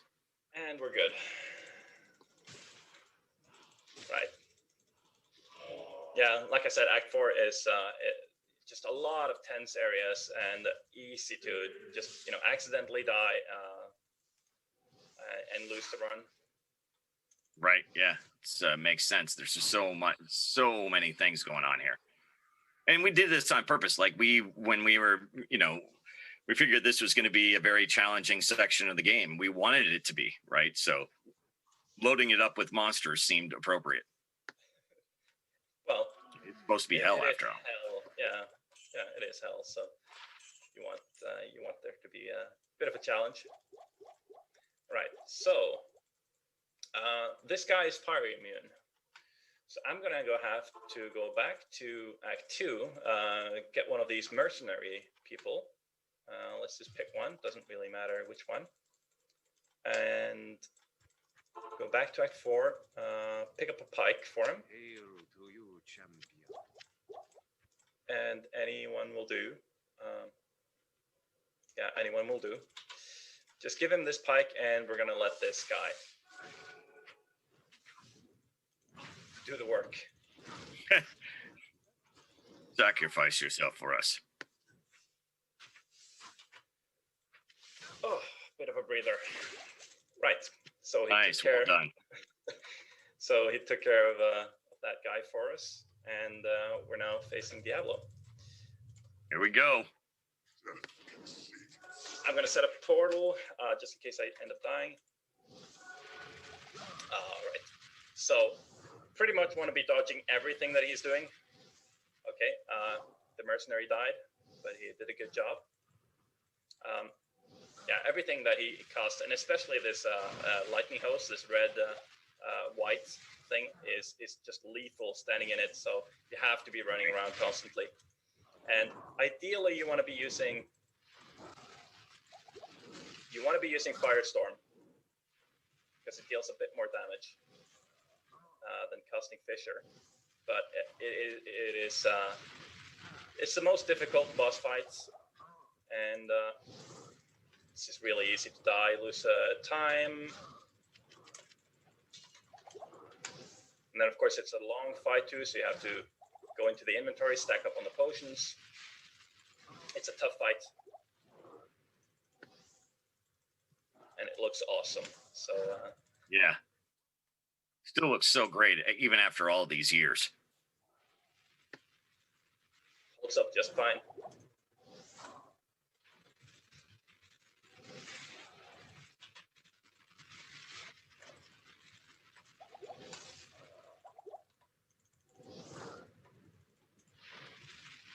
So I'm taking a bit of a more kind of safe.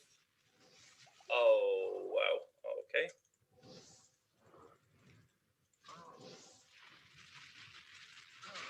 Just trying to use Fissure a bit more than Firestorm. Even though Firestorm is the fastest.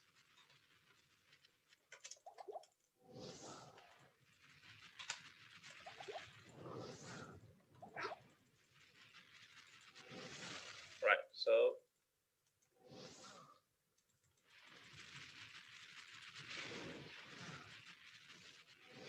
it is actually, I would think, a bit beneficial to get him out in the open, but it's kind of difficult to do. You know, we can't really control where he goes. Right.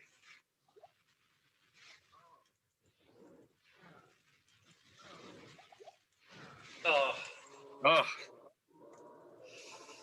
So close.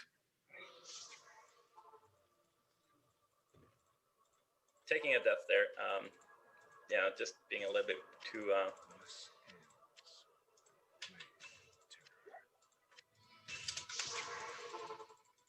Right. So, but we got him.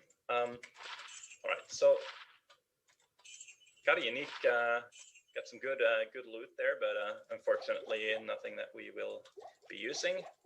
And stocking up. You'll be using the gold. I'll be using the gold for sure. So we are going to stack up on potions in this act, just because it's cheaper.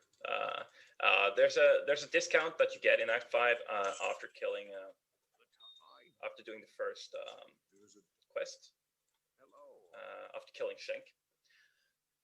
But we're not going to be doing him, and so we just want to try to get up potions, you know, as many as we can. Welcome. Welcome to the final act here. It's going well. You're doing pretty well on time.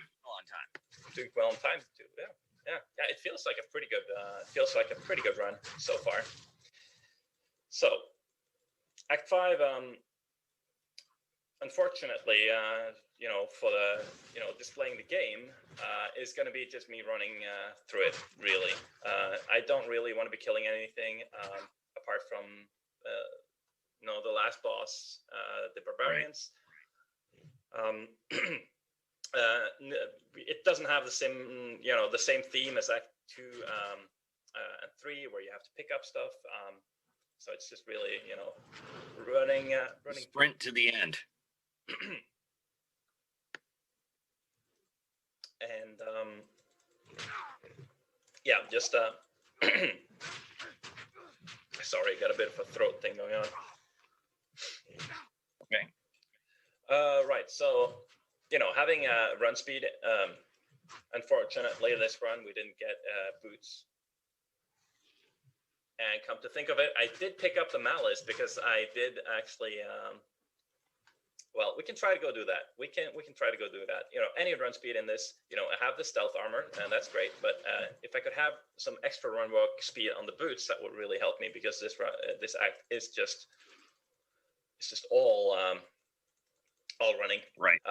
So I'm gonna be take a bit of a detour. We get to see the the imbue quest. Good day. Just try to pick up some boots. It's a long shot, of course, but all right. Doesn't sell boots, so I'm gonna have to pick up some gray boots.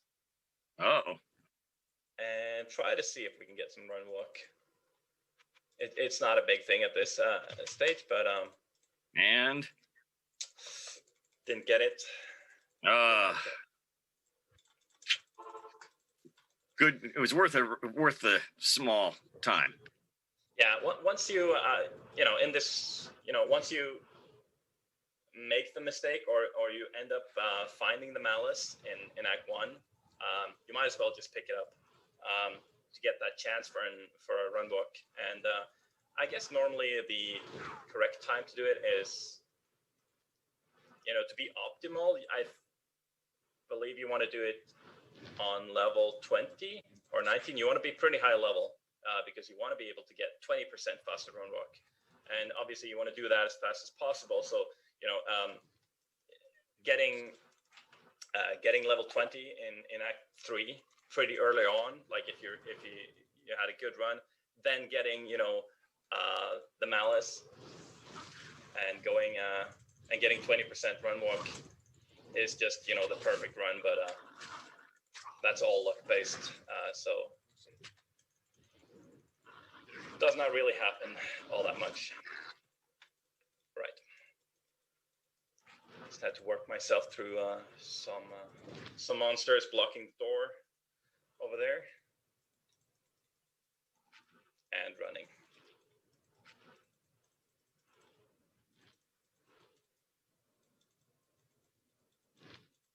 So this was supposed to be. You mentioned earlier that you wanted to have 5 acts in the base game. So this was supposed to be Act 4 then, originally. Right. This location was supposed to be Act 4, correct? Though we did modify it a bit, it was going to be this kind of like mountainous area, snow and things like that. That was always the plan. But we ended up having to change a little bit of it because of the story changes and stuff. But originally, this was kind of the concept art and things that we had going were originally for Act 4 in the game. But then again, it got deleted and then, removed, cut from the scope because of the of time. And then we ended up saying, well, we'll just put it in the expansion, kind of reuse some of the ideas and things like that.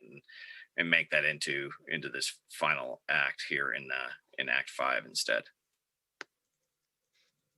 And I think that it ended up working out really well. That in the end, I think that the game is just fine being the size it is right now, as well as that the base game being 4 acts was fine as well. Or 3.5 acts if you want to go that way. I don't know if you can call the 4th act in the base game a complete act, but let's say 4 and 3.5. Wow, that was a couple of lucky maps right there. That was very fast. That was about as good as it gets, right there. Very nice. Crystalline Passage and the Glacial Trail, just entrances to exits, just immediately. That was perfect. That's world record, material right there. That was excellent. Very nice.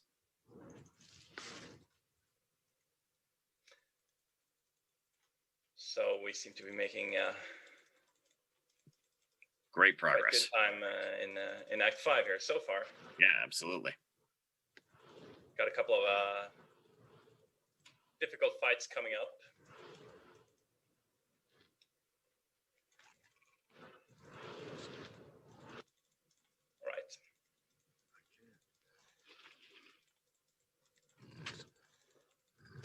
So same kind of dungeon here as the previous two that I just blazed through.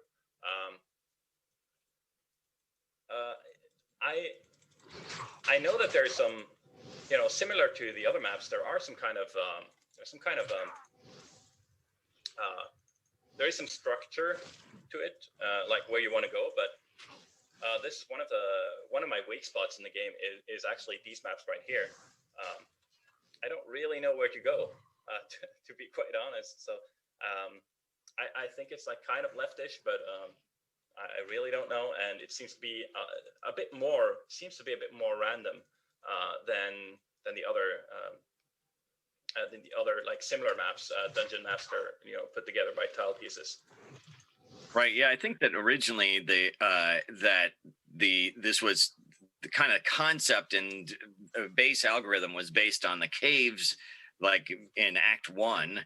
But then they got kind of heavily modified by the different shapes and pieces that they ended up making for Act 5. And I think that they learned a lot along the way, because we made Act 1 first, when we were constructing the game. That by the time they got here to Act 5, they had become experts on how to kind of get a little bit more variance in out of just a few tiles.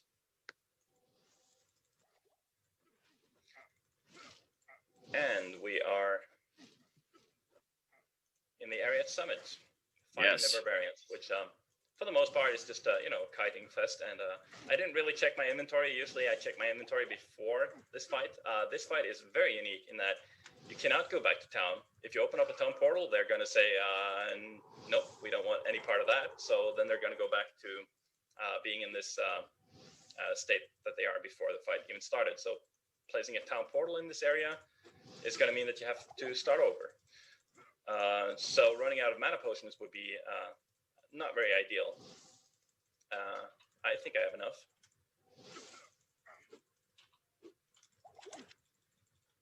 And just kiting around, trying my best here not to get hit by, any of these mobs hit me. It's got to be pain.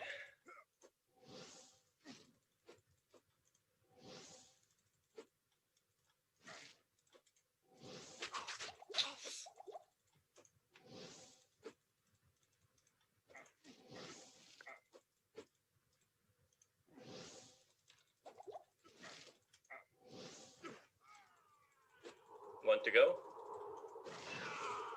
And done. Nice. Well done.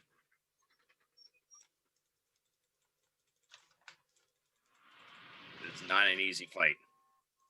We got rid of the town portal in that area simply because that was obviously I don't know, you can call it a cheese, you can call it a strategy, you can call it whatever you want. But the fact that we noticed so many people making portals and then just,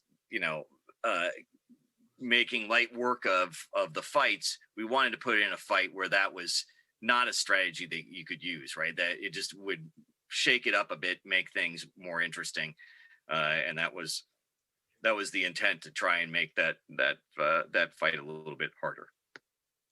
Yeah, and you definitely did.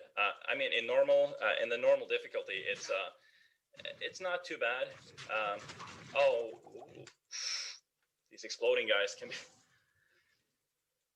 suddenly get you. In the normal difficulty, it's not so bad, but for the hell runs, there are people running this game, all the way to hell in speedruns, and yeah, that is just a really difficult looking fight. People do all kinds of things, like they stack up on potions, they throw a lot of potions on the ground. Wow, and we're getting so good maps here. The maps here in this excellent. Overall in this run has been just it's a blessed map run here, and the Act 5 has been amazing. Very good. Yeah, this has been really good.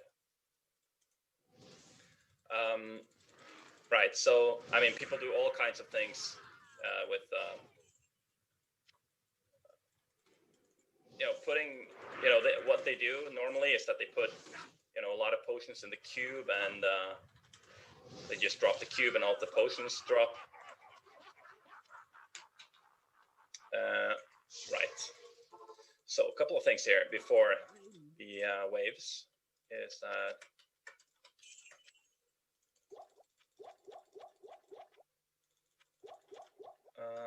Don't need the stamina potions anymore. We are going to stock up on mana. And we're also going to get the mercenary back that we used to kill the guy in Act 4. Because this guy's also fire immune, this first Colenso here. Trivia, Colenso, by the way, was the name of our office manager, last name. Her maiden name was Colenso, was her last name. That's where that comes from.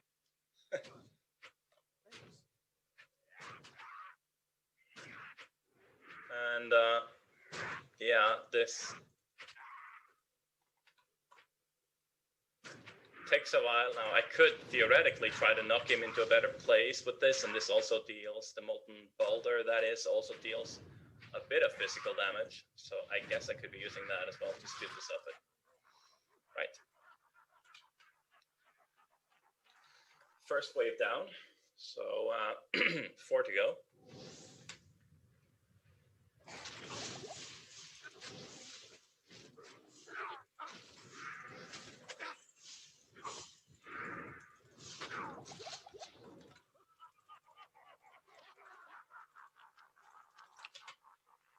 And he died again. That was quick work.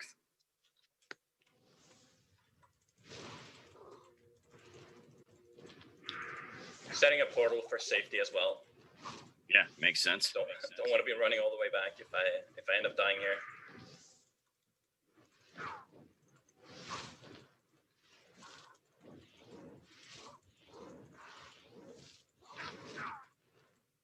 And that's everyone. Just gotta wait for the Hydras to despawn.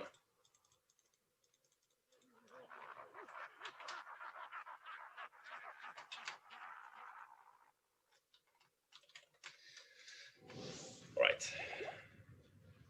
Wave number 4.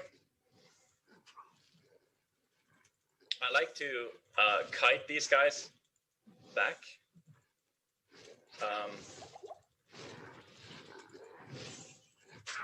And just, I'm not going to drag these, as they do, but if you drag the enemies past this well, basically this line here, this barrier here, it counts as, the room being empty. And so he starts the next wave. So on the last wave here, these guys are so tough, they have so much health that I'm going to be just dragging them outside of this area.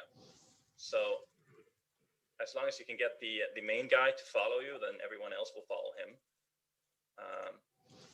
So gonna just drag this guy out of the area and run back into it.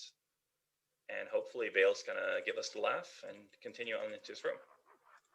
So one of the only places in this game, in normal speedruns, there's so many bugs, glitches, all that kind of thing. And I guess this is one of the only you could say like glitch-like things that we have in this game, this dragging. Right. Final boss.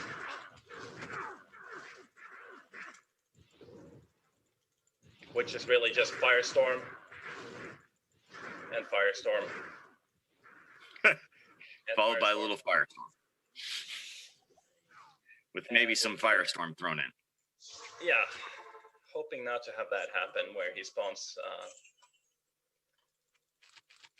some things. I'm going to buy some Tome Portal Scrolls because I noticed that was low, and that's another way to lose this run. This fight is one of the longest, and you definitely don't want to be running out of Tome Portals here to get back to town. Made that mistake once. Not doing that again. Running out here is absolutely detrimental.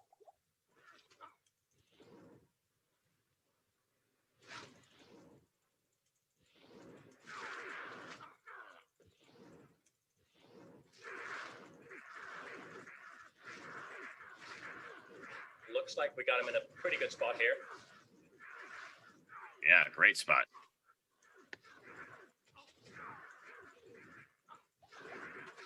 Making good progress.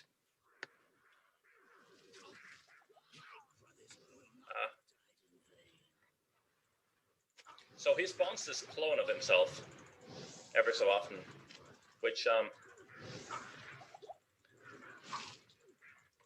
it really deals the same kind of damage as he does. Oh, I want to set that town portal.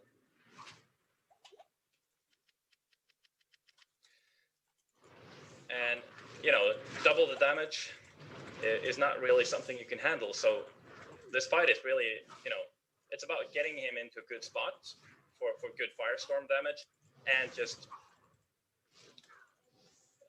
hoping to get lucky that he doesn't spawn too many clones. Right.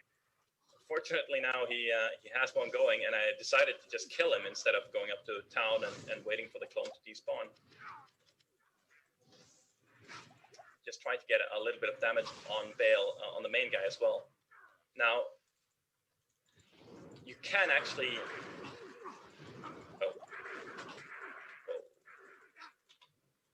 You can tell the difference by the way that the text is lined out. Like, underneath Bale's name, you can see that he has this demon tag. And Right. it is kind of difficult to spot on stream, I guess, but his demon text is kind of a few pixels to the right. It's more centered compared to his clone, so that's a way to spot the clone if you're ever unsure. The clone also takes, I believe, double the damage, so he dies quite a bit more quickly. Right. Right.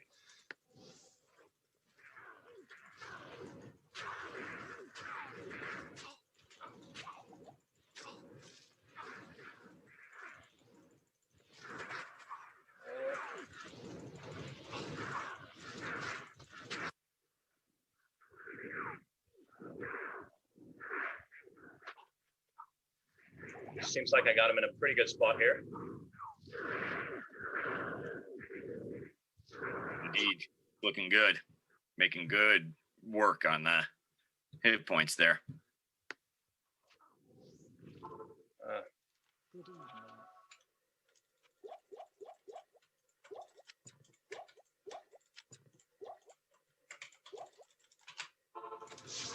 Right. Had to go back for more potions. He's quite low, but he wasn't that low that I was going to be able to kill him without any potions left. Right, so he also deals this mana burn attack, which you know, burns all of your mana just really quickly. So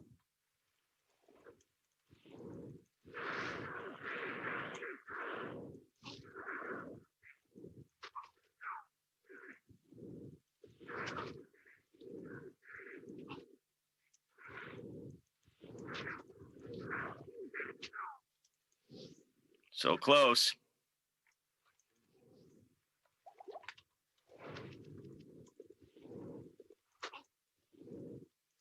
and time. There it is.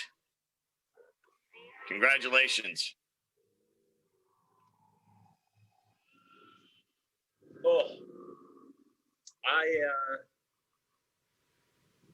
I gotta say that was a good run, all things considered. It was. It was very good. I'm not sure about the time. Oh, We have it Slightly. Hey. Hey, Can you guys hear me? Yes. Oh, Jesus Christ, that or Diablo Christ, that has been awesome watching you guys. I said I was gonna go. I didn't go anywhere because we were sitting here watching. Our pulses have been high. It has been such a cool run between you two guys. What are you saying back there? 2 hours and 3 minutes. Yep, and that was awesome.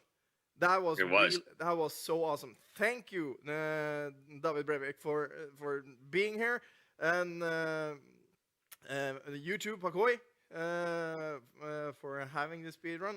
I hope it was okay that I just tossed you into the fire and just left, because I wanted to go away for some while, but I didn't. I was here. I was just behind this curtain watching.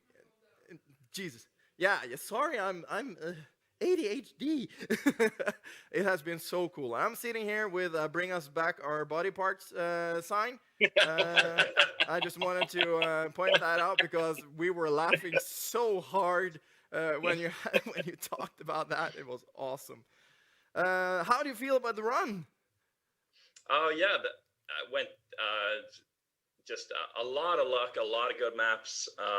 Didn't get any run work boots, but that's fine. And 203 is definitely just there are a lot of times that you want to just reset, and I could feel that it wasn't like anywhere close to like a record run, but still 203 in this kind of setting is just amazing, really good time, and I'm happy with that. Yeah. Really am.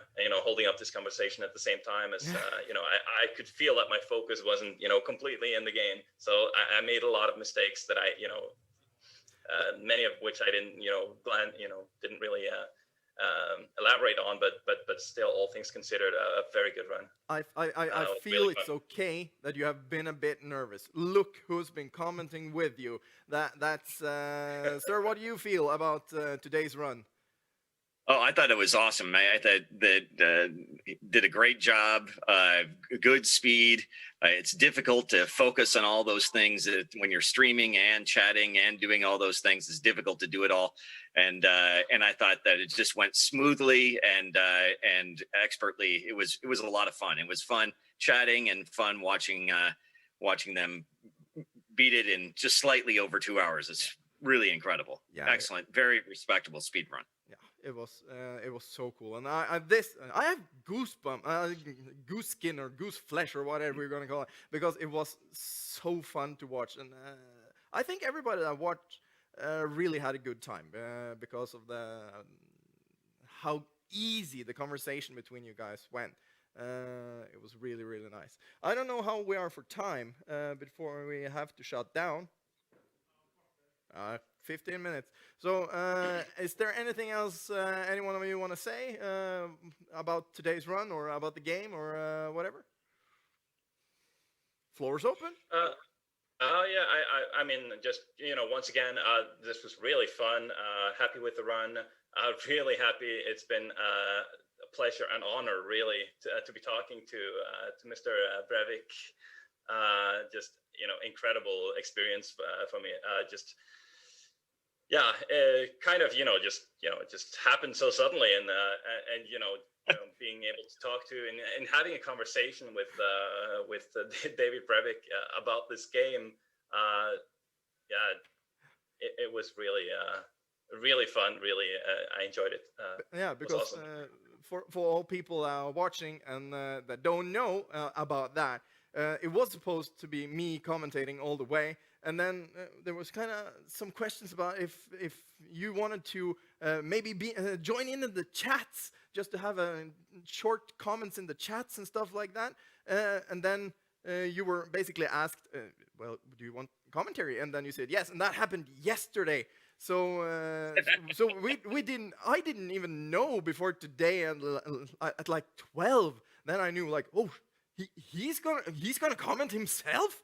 Are you kidding me? So I believe everyone that has been watching really has been taken aback that you, sir, was here commenting by yourself, and that was so cool. That was so cool. Well, yeah. thanks. It was such a pleasure. It's just so much fun to participate in the community. Like I've said, the love that people have for this game is amazing, and it's just such an honor to be able to represent the team and talk about the thing that we knew and we wanted to make, and we made with a lot of love and passion as well. We were really passionate about making this product. It was a dream product for us, and we're just very proud of the work that we did, and to have the community show the game love 20 years later is really amazing. It's just such a great feeling to be able to do something, to have something stand the test of time, be able to still be so relevant in gaming today, 20 years after you make it. It just shows the passion not only of the community but the passion about the development team, and together we just made something really special. Yeah, and all glory to all of you, basically, because it has been an awesome 20 years. I remember the first computer I had myself, it couldn't really properly run Diablo 2. It was lagging and I couldn't play with other friends. So now, 20 years later, and we're still playing it. We could basically play it on a calculator now, but still everybody is playing it, and it's such a good game. It is such a good game. Yeah, and just so everybody knows, donations have been up. We are now over 30,000K, which is awesome. So glory to all of the people that have donated. I will talk a little bit about that after we're done here. So I think I'm going to say thank you to you guys, and I hope you will be back at another time, sir. And both of you, basically, because I really want both of you to be back at another time, but we have to talk about Jan and everything at a later time. Sorry, I'm a bit tired. So, thank you, have a nice evening, and Thank you. good night to both of you. Good night. Yeah, thanks. It was great. Such an honor. So cool.